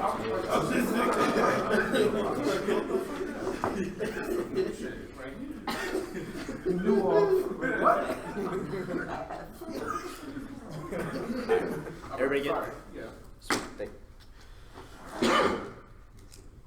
Vote after 4 reasons. First, they had no reason for the pedagogy of reclamation to be bad. We think the app is affiliated space for creating space that wasn't there before. I.e. the vertical capacity which succeeded coming out of the block is the pedagogy that understands the way social structures work, and we understand everyone's influence is situated differently between different social structures. We can have appropriate responses to combat issues. Saying it allows black folks to have energy to want to be in this space and actually want to see other black teams do well and judge its food with 3 allows for self-exploration. I.e. the clip with Rabula says that I can explore myself, allows for self-exploration, understand blackness and nuance. Third, the fourth argument is it allows for communal bonding, meaning you black people debate proves these arguments how there's a future debate, the generation of debaters that are going to come along. Now, we go to the proper line. First of all, the whole presumption argument. First, the argument is that you can still evaluate the performance tied to the method, i.e. our arguments that there are different forms of methods that can be applicable, but in the context of this debate, you can tie the method to how does our method help black debaters in the context of debate, and how does the politics of ratchetness and also dialogue you resolve for these issues. You can test this method is the question of whether or not you want to test this method, which I'll flesh out more. Because secondly, all your arguments is to whether or not our moral debate is good, but you have to define what blackness ought to be in the context of debate, always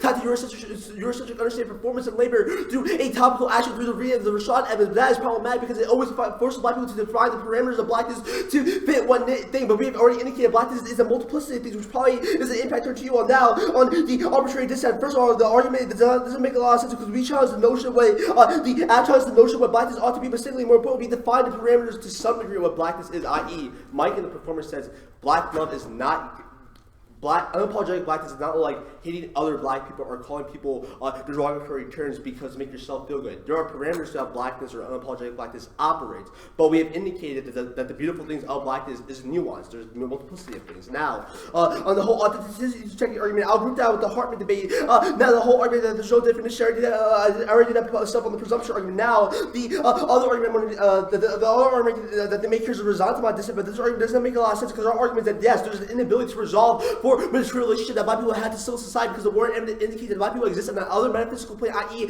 outside of subjectivity, which means that there's no political reprieve for it. But our argument is that there are forms of endurance that black people need to have the ability to keep on in anti-blackness. We say that self-love, self-exploration, community building produces that form of endurance. Now, on the other argument, how they said that Brian can't vote in this debate, our argument is that first that you kept him on the panel because you had the ability to strike him. Secondly, that's exactly our point. But white people cannot be ethical, which means that Brian should default out because that you vote out on presumption. Now, the whole ontology debate. First of all, this argument doesn't make a lot of sense because our argument is that that's inevitable. The violence is going to happen. It's going to happen. You can see it, but it's a question of social life within social debt. Now, we can go to the Hartman debate. First, the Zion evidence indicates the only radical imagined negation of whiteness and the white people is helpful and free. They indicate that any form of politics that is geared towards the liberation of black people to solve exclusion is necessary. There are a couple of links from this current implication of ability to vote out. First, the whiteness and white people are always constitutive with anti-blackness. This means that any affirmation of black liberation by white people always uphold anti-black institutions and sentiments. the second is the black liberation necessitates the refusal of anyone who is white because whiteness in action will always reproduce racism. 3 is the exhaustion that the black liberation that includes the existence of white people requires the overproduction of labor of black people to explain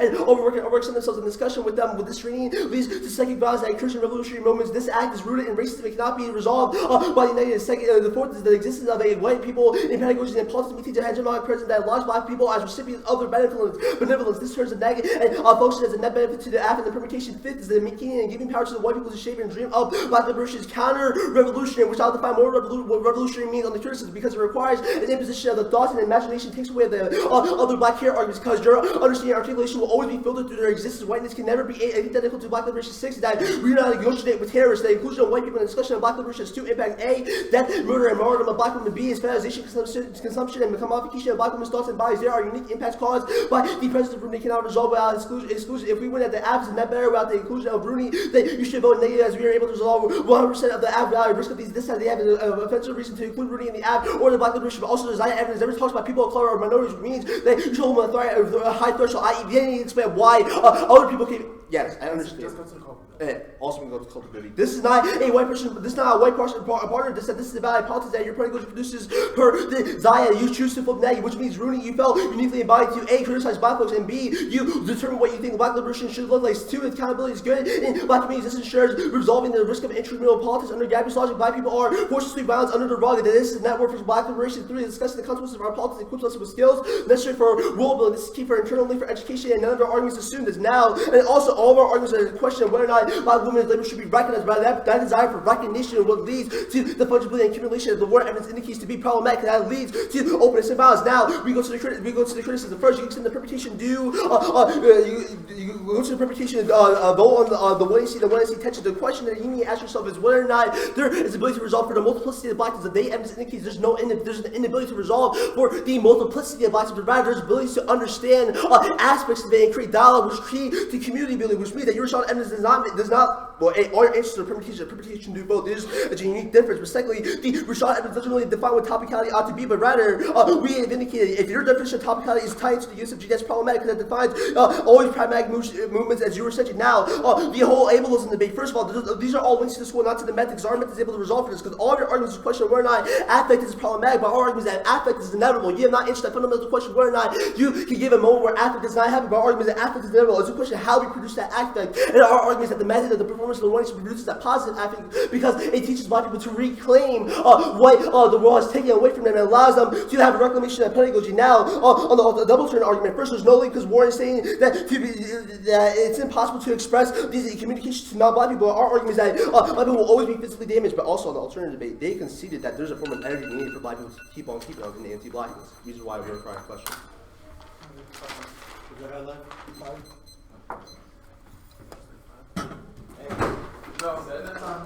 Eric watches that. I got 5 minutes. What you think Eric watch him?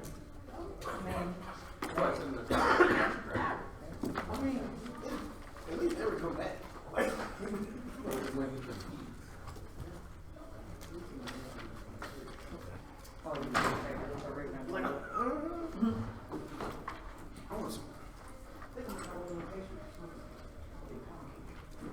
not gonna lie, I kept it pretty good. I thought we were. Huh?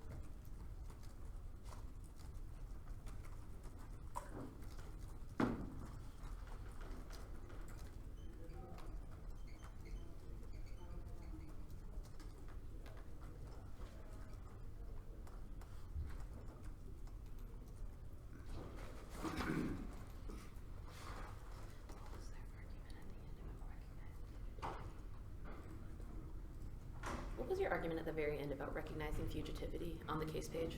Yeah, so the argument is that the desire for recognition, like when you say things like black women's labor is not recognized, that leads to labor that is always an attempt to get commodified and Okay. that gets weaponized.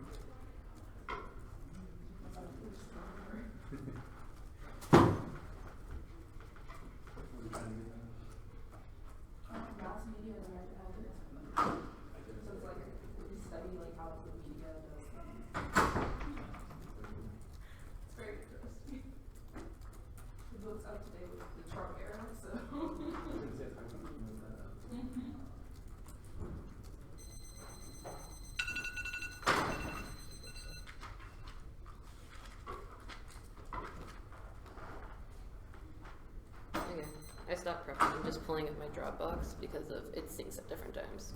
But I'm not. Yeah, I'm not being shady. I promise. Nah. Hey. So what's your all's plans after this year, from me asking? Grads, where we're at. Deciding. You say where? We're Oh, deciding. yeah. Okay. Yeah, you want come Liberty. We've already applied and are waiting. I feel ya. Oh, y'all gonna go together? What's up, man? We're not deciding like, oh, we wanna go together, but we may end up like that. Not that I don't like it. Yeah, I was about to say. No. I just don't want people to be like. Do I have to read this too? We were like, we're gonna coach together. Do I Like, read this too? yeah. Sounds good. Let's go. You don't do the second part. Not this. Lie to me. The second part is also. Oh, I know. I didn't get a chance to call him. I realized it this morning when I was thinking. I was like, oh, fair. Is it about He was like, I'll call my you typed it out separately? I honestly know because I was going to call him last night, but by the time the worst I got done, or either at the decision. done at like 11. Yeah, and like I realized like they were an hour in front of us. Yes, first part. But I'm gonna call him after this round. Yeah, he went to bed at like 11:30. Is he planning on coming to Lynchburg before? He's coming in May for graduation because one of his sisters is graduating. Oh, okay. I don't know that. Hopefully I can see him then. Is that okay?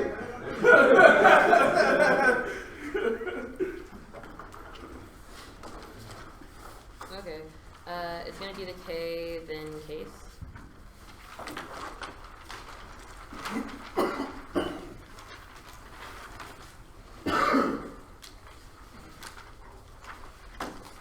Okay.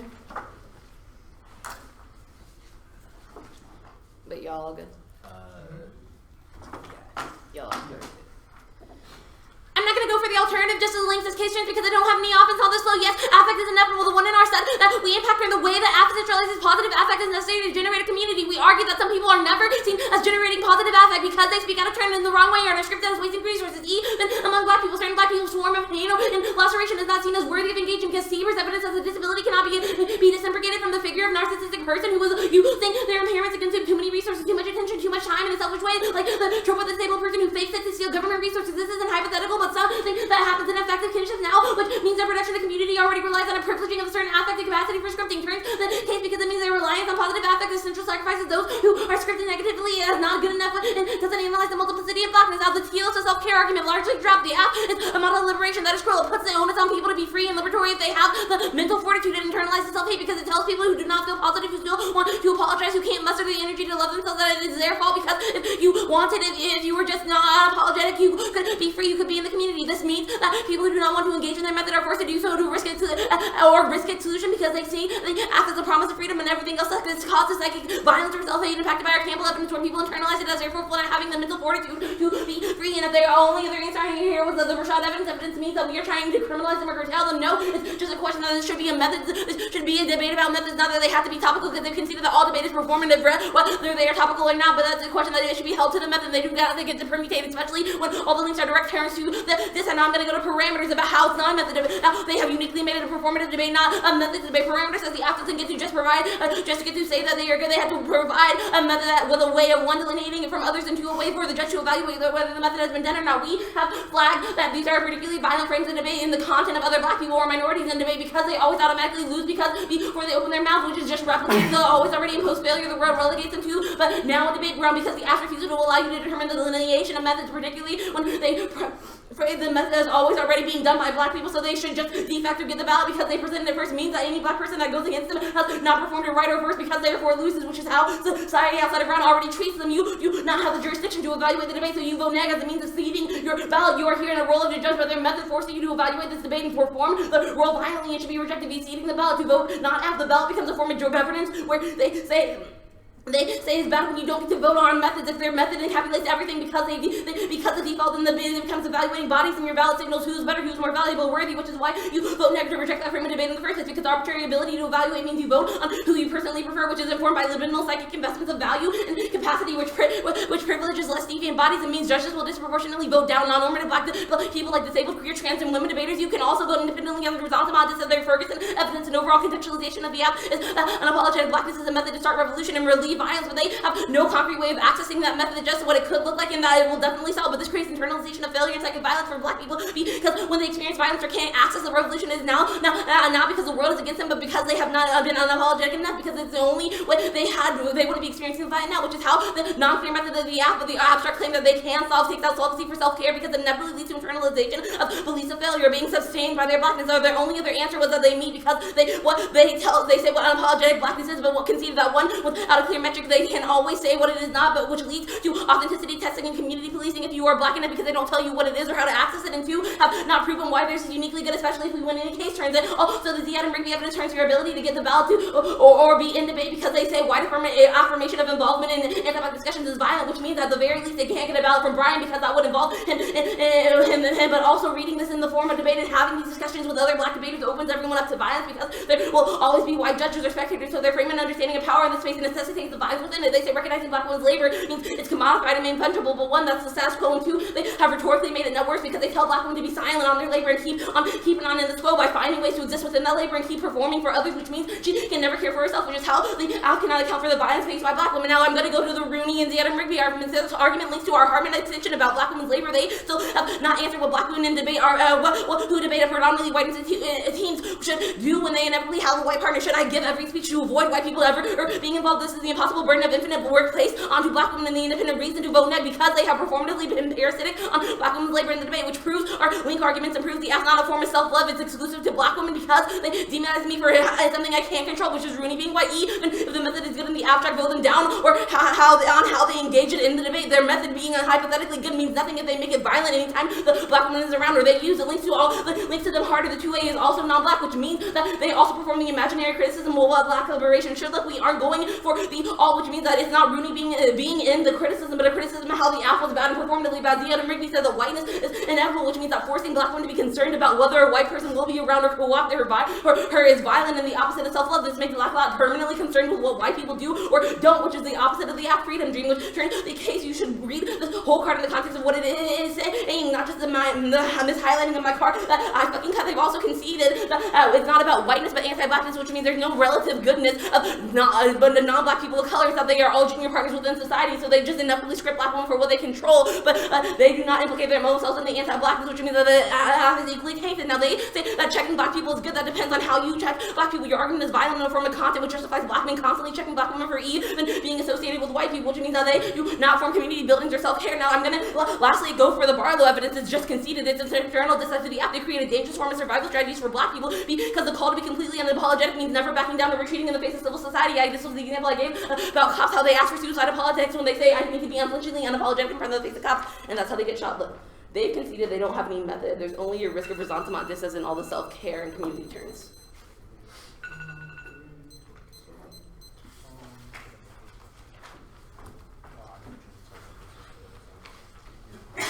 See you.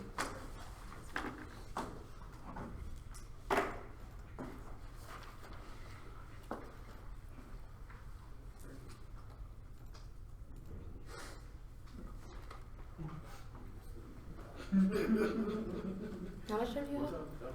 We're at 3 minutes now. I'm going to the bathroom. That's like part of the actual card game.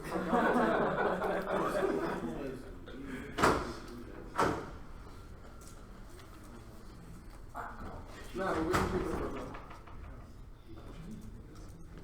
Huh? Okay.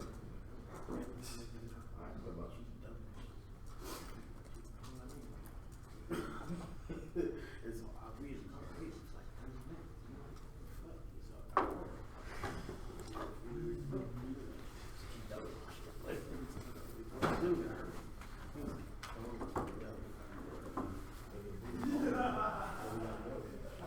Who's the chair?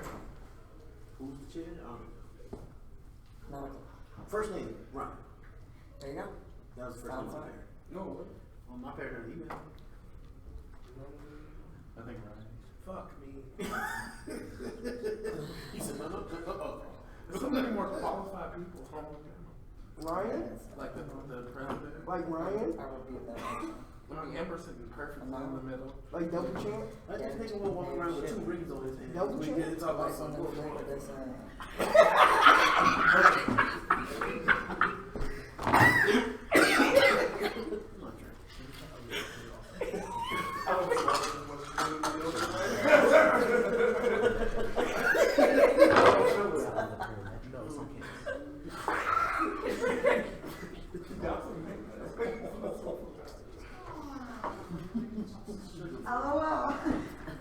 Oh, you are? Hello, sweetheart. How you doing? Hi.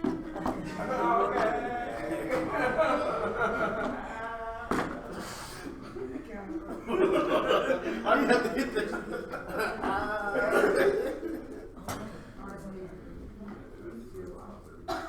I've been feeling it and I ain't been able to fix it.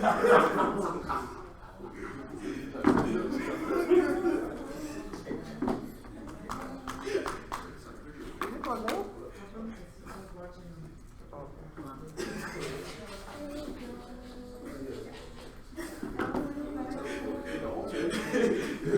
The transmission. Sukiyomi. Y'all also in the wrong round for those conversations. What do we have round, bro? Like I say, go to the round. Everybody, you know, he was on the panel. What's up? You just love it when they talked about the white man on the panel. You guys like,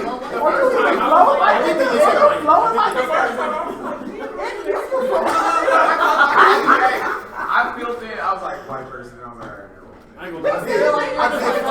I did for Ryan the first 3 times. I went back Ryan, and then it was like, Ryan. I think I just felt the beat. I felt Ryan's name, bro. I really did. I'm gonna do something weird. I'm gonna start on the K first and then go to the case.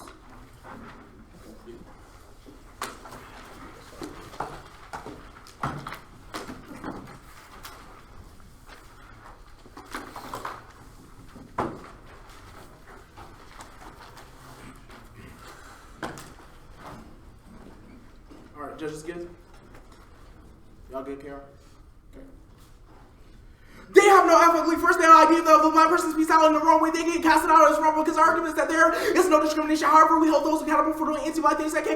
There's no measure for unapologetic policies, but dialogue is also to understand which leads to community. But also the argument that we're making at the bottom also that your fault because you're not unapologetic enough to lead to exclusion. But there's no measure to be like, hey, you're not unapologetic blackness enough. But rather, we're saying that unapologetic blackness is a good methodology for other people when we can't implement that method for black disabled people, black trans people, or black queer people because that's not a position that positionality that we occupy. Now you can go to the case first.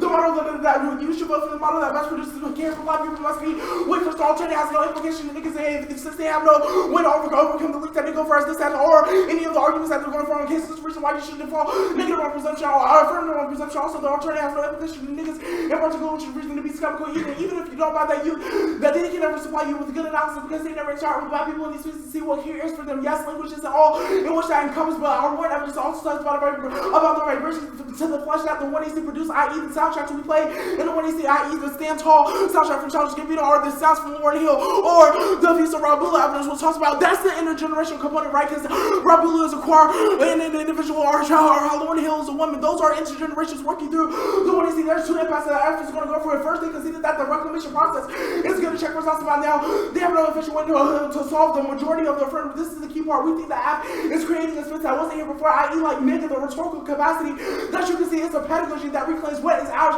and self-defines and understands the way social structure works. And when we understand everyone is influenced and structurally differently, we can have appropriate responses, i.e. black disabled folks. Unapologetically, blackness may look differently from somebody from a quiet individual or a trans individual or myself. Everyone is situated differently. Second, the community building energy argument. We create the necessary conditions now, give black people energy to want to stay in debate, i.e. when we have these black excellence debate. And third is going to be the rational policies becomes a disaster. So all your interpretation of rational policies is the parametrics debate because you can debate whether the performance of rationalness is good or if the dialogue and debate is good. However, this is a turn to argument if they drop because they define blackness value to Eurocentric understanding. Eurocentric understanding. So I'll do the impact debate right here first.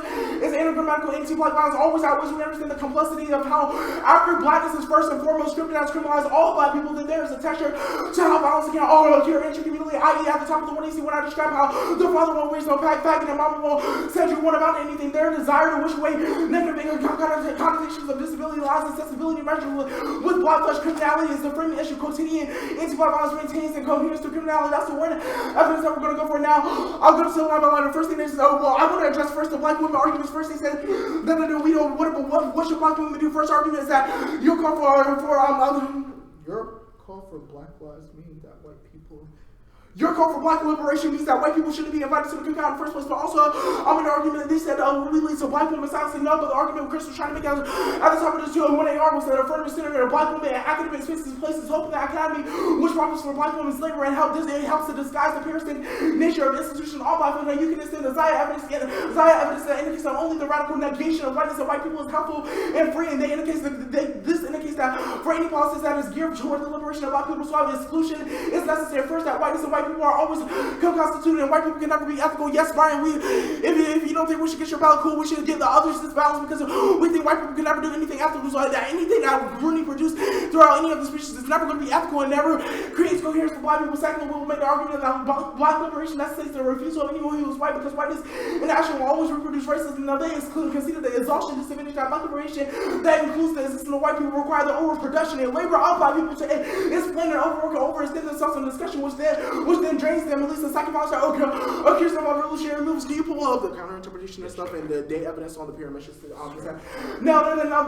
This act is rooted in racism and cannot be resolved by the negative. For the existence of white people pedagogy and policies maintain the hegemonic presence that lost black people as a reception of their benefits. This turns the negative performance and function as net benefit to the affirmative. Now, by maintaining and giving power to white people, shape and dream of the black liberation is counter-revolutionary. That conceded the three tiers that is going to turn all their black women arguments. First is that we do not negotiate with terrorists. The inclusion of white people in discussion of black liberation. And first, at least the death, murder, and maternity of black women. Second is the fetishization, consumption, commodification of black women's thoughts and bodies. Now, these are unique impacts caused by the presence of Rooney and cannot be resolved with this exclusion. Now, I'll do the culpability. This is not a white person. This is not a white person. But this is about the policies that your pedagogy reproduces further. Zaya evidence you chose to flip negative, which means Rooney was always uniquely abundant to one, criticize white people and negate their experience, and second, to determine what you think black liberation should look like in the first place. Second, accountability is given by communities, and you said that depends how you check them, but you never give any metric to how we should check them in the first place. Now, third, we'll say that discussing the consequences of our policies, who tells what the skills necessary for the world building. This is key to internal link for education that none of our arguments answer. Now, assume now that all the parametrics thing, our counter interpretation should be affirming a black vision of how that was made counter interpretation. Okay, it's in the day evidence. The day evidence is phenomenal, indicating that black people need to articulate their own lived realities from their unique positionality, from Eurocentric conceptual phrase. They said that we don't set any parameters inside these spaces, but we do set parameters. They consider the analysis that Chris gives that we say that it's not these forms of intercommunal violence. You can debate the methodology of the 1AC and how we attempt to talk about how unapologetic blackness is and all these other things, but it can look like all these other things. It can look like all these other things. All the revolutionary claims that they're making that, like, we don't give a metric to how our app leads to those revolutionaries is because everybody's revolutionary looks different, right? I've already indicated that in the 1AC, my revolutionary was reading my 1AC, and that was radical for me. How you define yours, that's good for you. Be unapologetic black. I still affirm you.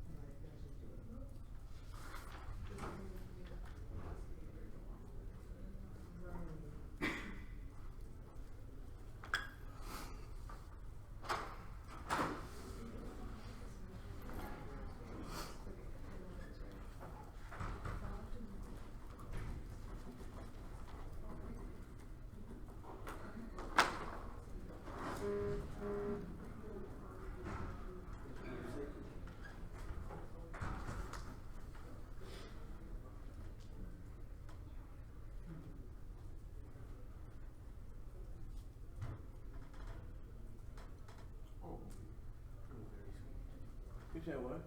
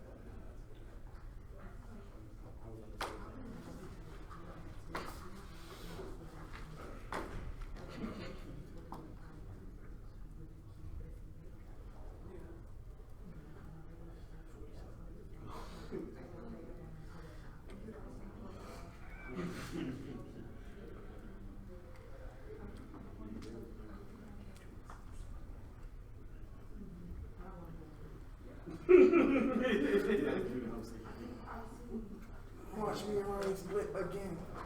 Right.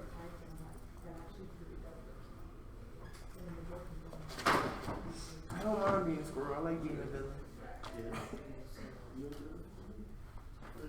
Huh?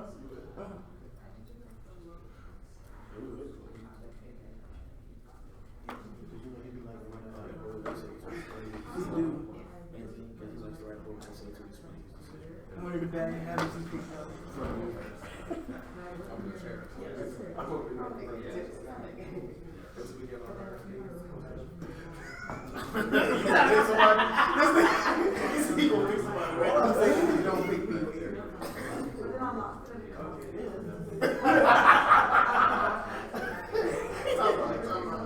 So you know how you talk about you going into a dog was like, yeah, I thought Brian was Brian. Why are in the 2 yard? And Brian, the nigga still was like, wait, what? He still talking to you. Like, why are they talking about me still? The first time in the toy scene, he definitely said Brian. I heard Brian too. I was like, I don't know who you started off from. Ryan knows something about this hack that we don't. Alright, yeah. This was Brian. That's why I was like, I don't understand. What did you do? Did you illusion with them? Did you write this? Yeah, what did you do? I believe this one more minute.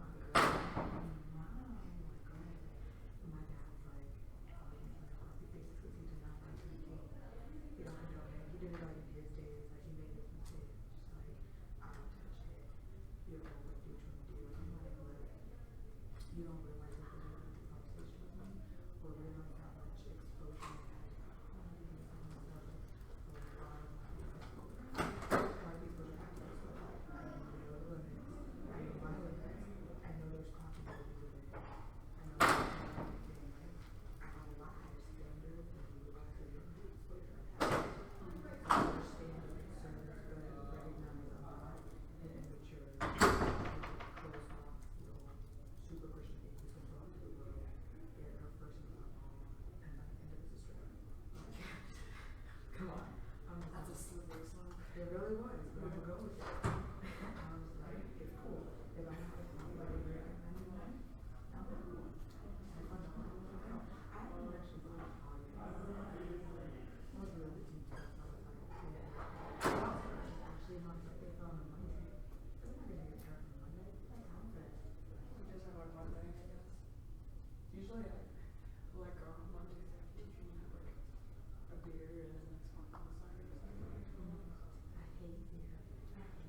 used to hate it, but I like it a little bit now. But the problem is it's so high calorie. I'm like used to drink like 1 and 3 a week.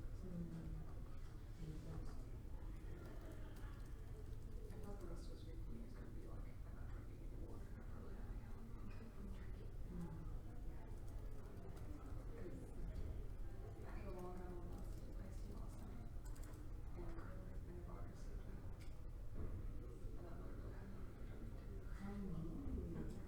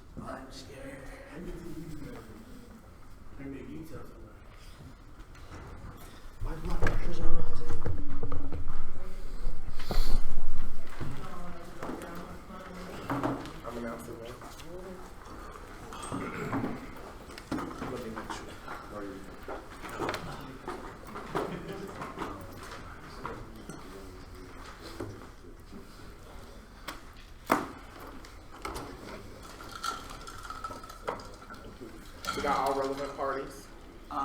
Yes. Yeah, okay. Congratulations to everybody on making it to the Octa finals of the 2018 National Debate Tournament. The decision is a 7-0 for the negative.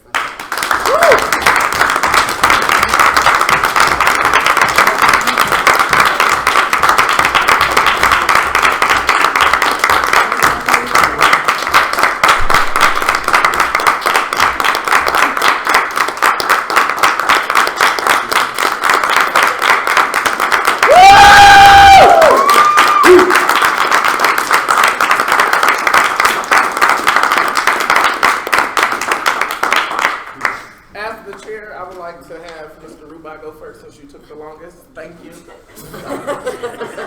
Yeah. I felt I had an especially high burden to think through this, both given my position and then also given what a great debate this was. I'll try not to take up too much space to go on too long, because I think that other people have more important and better thoughts about the debate.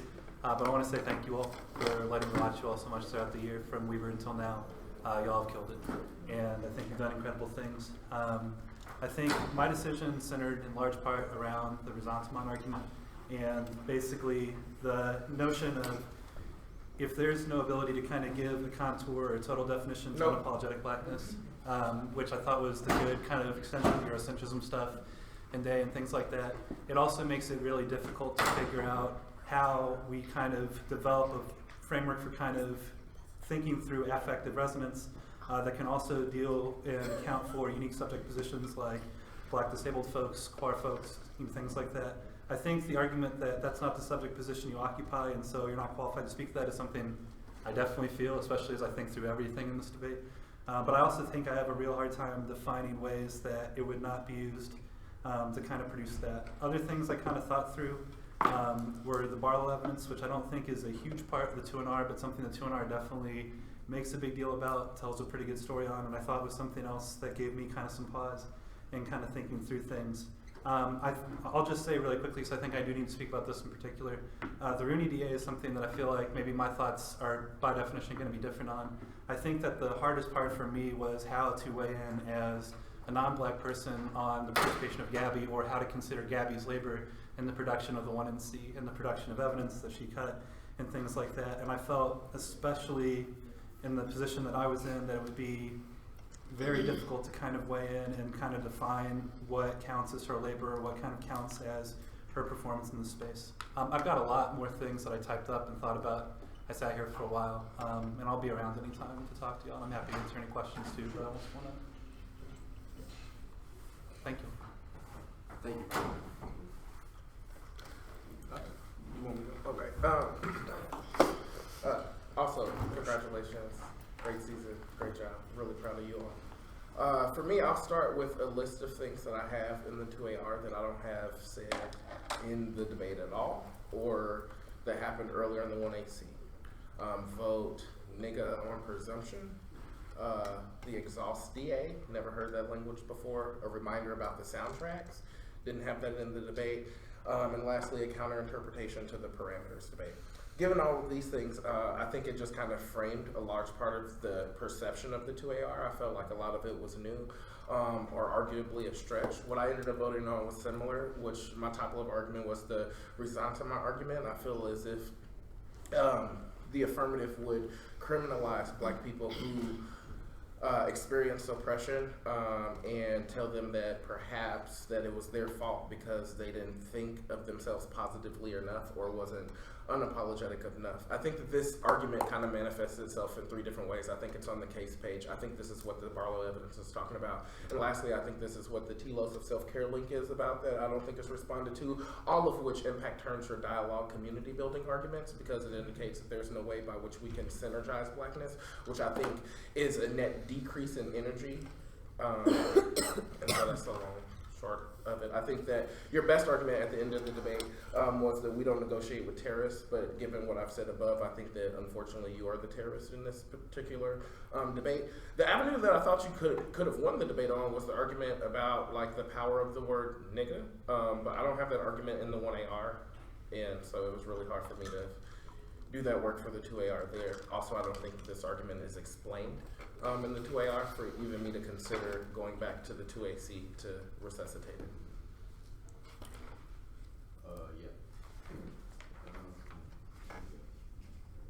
Yeah. Anyways, I don't know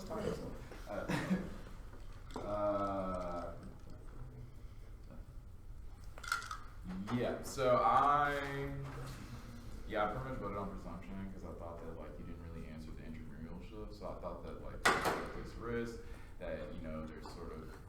I either thought that you need a method in order to evaluate or a metric to determine whether or not there is violence occurring between within the intramural. So like I just thought of it like more what is your models for justify, and so I thought if like they went and did that, and I also just don't know like how to like resolve most of these like bi-directional arguments cutting across both sides. So then it's just like I don't really know why I would vote affirmative on presumption, especially when you're not like most of the 2AR especially new, so you're not really responding I think to like the nuance of the I think the parameters argument. I think you're just like we do provide a certain metric, but I think you're talking about a model that you need to sort of justify it, because we don't have a model, then those people who are being unapologetically black can then sort of also be sort of alienate other niggas in the first place. Yeah, I'll just go closer. Yeah, I agree with almost basically everything that's been said. I think that I'll just give you 3 things I wrote down. In context of the black women like labor arguments, which I think probably become first for me, I think that's the most compelling in the 2NR.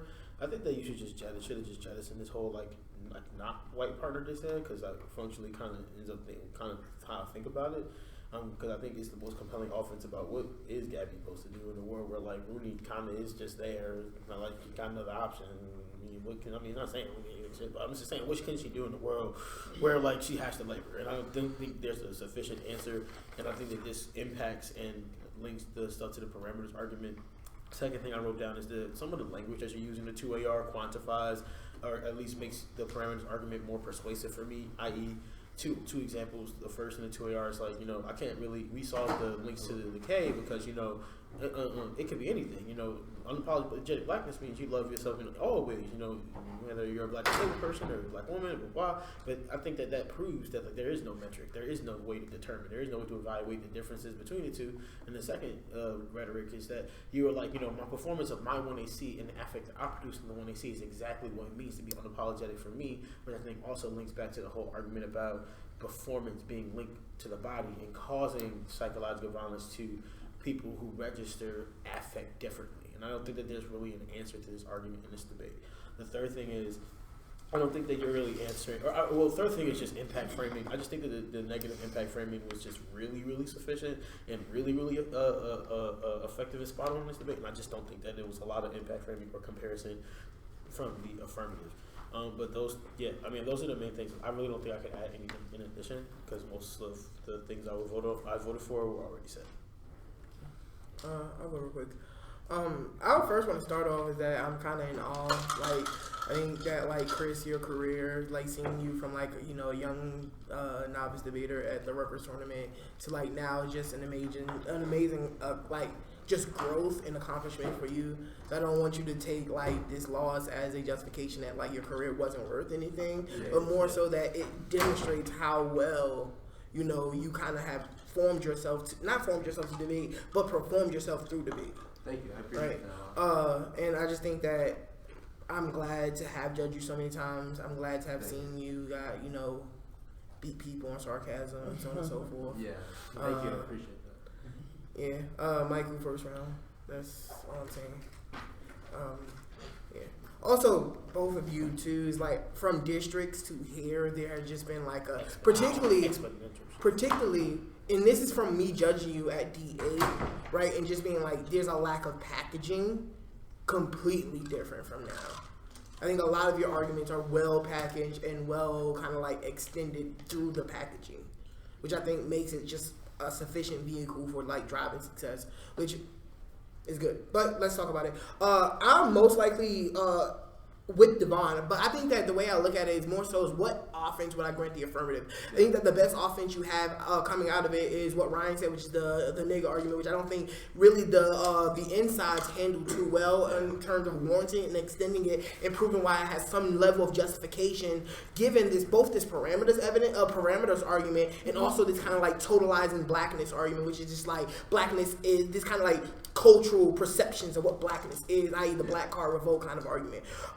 So what I look to then in terms of community, is there any forms of exclusion that can possibly happen? One, I think that you're conceding this turn, or there's no answer to this turn on the disabilities flow, which I think that she definitely goes for in the 2NR, which is just more so is that there are certain people who cannot effectively respond to community engagement. Not necessarily that they're removed from the community, it's just that they don't feel, they never find comfort in the community. This kind of causes a psychological violence where you feel like you can't be a part of it, and that kind of detaches you from the movement itself. So it's not necessarily that they can't be a part of the community, it's just that they never become accepted within the community, right? I don't think there's ever a response to this argument, which I think is a justification for why it may exclude black disabled bodies. I don't think that there's enough like justification for why the AF alone, why that means that the AF alone is bad. But I think that then I look to this Hartman debate, right? And I think that the real issue that I have in terms of the Hartman debate, I don't think you're answering the second layer to this, which is that black women had to labor for the revolution that you're claiming in the 2AR, and that labor is sometimes a forced labor that they must do in order for them to produce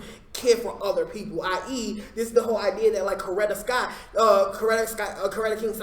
King doesn't get any kind of acknowledgement in terms of like people like Malcolm X or Martin Luther King. That's because that her labor is scripted upon her, right? I think the scripting argument does produce the justification for their resentment claim, which is that she cannot choose. We don't really sometimes have choices in producing revolution for ourselves because we have to depend on these other kind of like external things in order to do that. And that I don't think it's a culpability argument, but I think that there's a second argument of this kind of like more so an energy argument. I think probably turning their energy claims against them, just being like there is a draining of energy that happens when you kind of center the discussion on just Rooney and not what Gabby has produced. Yeah. Right? It kind of exemplifies in history that we can always skirt away the conversation of what black women have contributed to the actual success of revolution. Right? That with the parameters debate, given that like we cannot really justify what is unapologetically blackness, be it Gabby or be it Michael, it makes it hard for me to just decide that the affirmative framing of itself is fundamentally the best solution, given that you're also winning a risk that your unapologetic like kind of like affirmation of the nigger or affirmation of blackness in itself sometimes also creates preclusions because of like kind of this like black card revolt kind of argument, which is that like certain black people don't fit cultural aesthetics of it. Right? I don't think this argument is really authentic given the 2NR, but I think it's a justification for why one, I would grant them a lot of leverage on the parameters debate. Also, I think that you start off the 2NC going for defense. You're like, there's no link to affect versus like the affect inevitable argument. It's like non-unique, affect is inevitable. The question is more so, it's just like, the question more so I think is a call respond claim that you're trying to make. That's what the 1AC is performing, is a call and respond. Right? And I don't think you ever kind of go back to that, which I agree a lot with Ryan, is that there's a lot of stuff that really only happens in the 1AC and the 2AR. And there's a lot of stuff that is in the 1AC that's not in the 2AR. And I think that it makes it hard for you to win substantial risk that the AF is good, given that I think the negative, in a sense, can pick out of a lot of like the unique offense that you generate. That makes sense.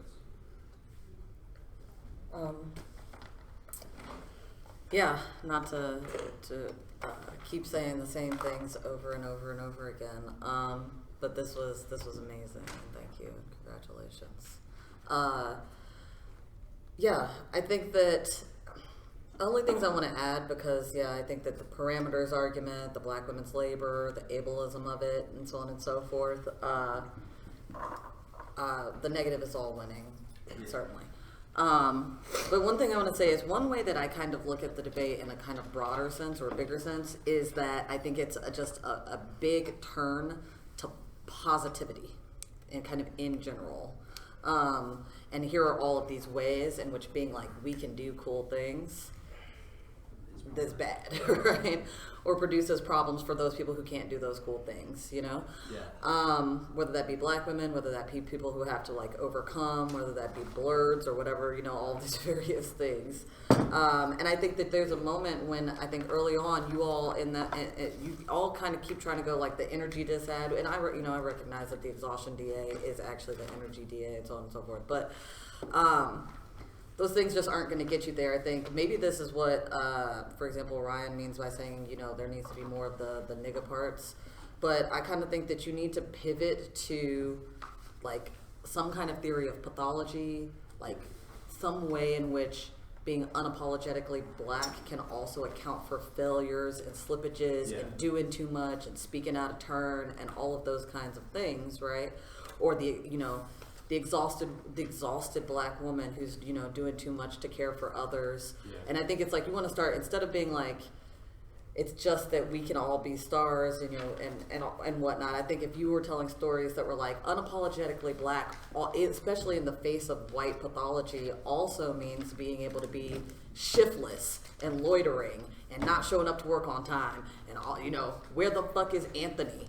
Unapologetically black is where the fuck Anthony is, pissing all of us off, and that's intramural as hell, right? And I feel like, you know, and I feel like getting at kind of that and black sociality, being able to account for those kind of slippages would just kind of give more texture and kind of get you out of it's I think a general characterization happening in multiple places, which is like you are creating kind of, or you are either creating yourself through the method, or you are enabling the fill-in by, you know, already existing norms of what we think is a proper standard of being unapologetically black. And I think if you were going kind of making that kind of pivot, then the kind of stuff that you're trying to say that's like, well, anybody could do whatever and that's unapologetically black would become kind of more responsive, you know? So I actually have a quick question. So like,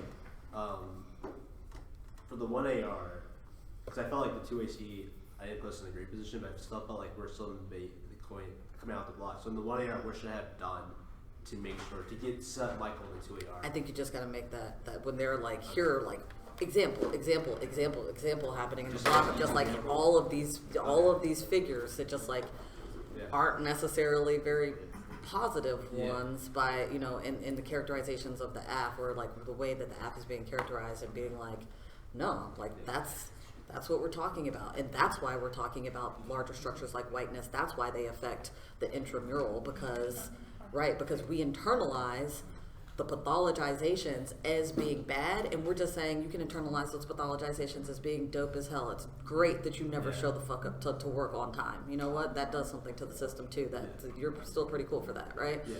And so a little more explicit on like the ratchetness argument, give like keeping the example of like, you know, Cardi B and how she like right, but when people say it's ratchet, that's good for her. Right, and I think that the ratchetness, it has to be like more there, and I think it has to be a little fuller, because it's like the reason I said blurred just now is not because that was the language that you all used, but it's what I flowed, because basically I kind of interpret some of these figures as being the ones that aren't ratchet enough. Like, what if you are too respectable or too coonish, basically, to fit into being unapologetically black, right? And I think you need to have a moment when you're like, both these figures that are like, you know, not normal, not capacitated, not overcoming, but also the ones that are like super overcoming, all of those can be unapologetically black, you know? Yeah. So those are my thoughts. But it was excellent. Shorting, they gave some judge instruction for how I should think about the debate. They told me that there's an inevitable, like, libidinal desire for us to default to, like, normalcy and anti-deviancy and, like, attach ourselves to a specific iteration of community. And at the point where you don't ever grapple with the distinctions they're making about the intramural forms of violence that take place within the black community, I think that the affirmative is an example of sort of a move towards, or at least okays the move towards normalcy in a lot of ways. So you all go back to this argument about dialogue being important and how your affirmative opens up that avenue. They've turned this concept of dialogue because it doesn't create, you know, it doesn't create the possibility for it doesn't create the possibility for black disabled people specifically to, you know, be a part of the community, because how do they create the dialogue? There's anxiety, a bunch of things. So I just think that they have one that, like, you might create some black communities, but you don't create a black community like you've articulated, and that those black communities will always be antagonistic to each other in some ways. So, Sorry, I'm trying to listen. you're good. So I think everyone has said good stuff. Talk about the affirmative more. Talk about how your understanding of care, essentially, and affirming is like a little, like, it is affirming all of those, pathological things that are superimposed on blackness, but by affirming those things, those are like radical ruptures from the violence that's imposed. Yeah. So like, being late to work, like being deviant towards whiteness in civil society does not result in, ableist rhetoric or ableist relationships, because here's how civil society imposes, these productive forms of interaction.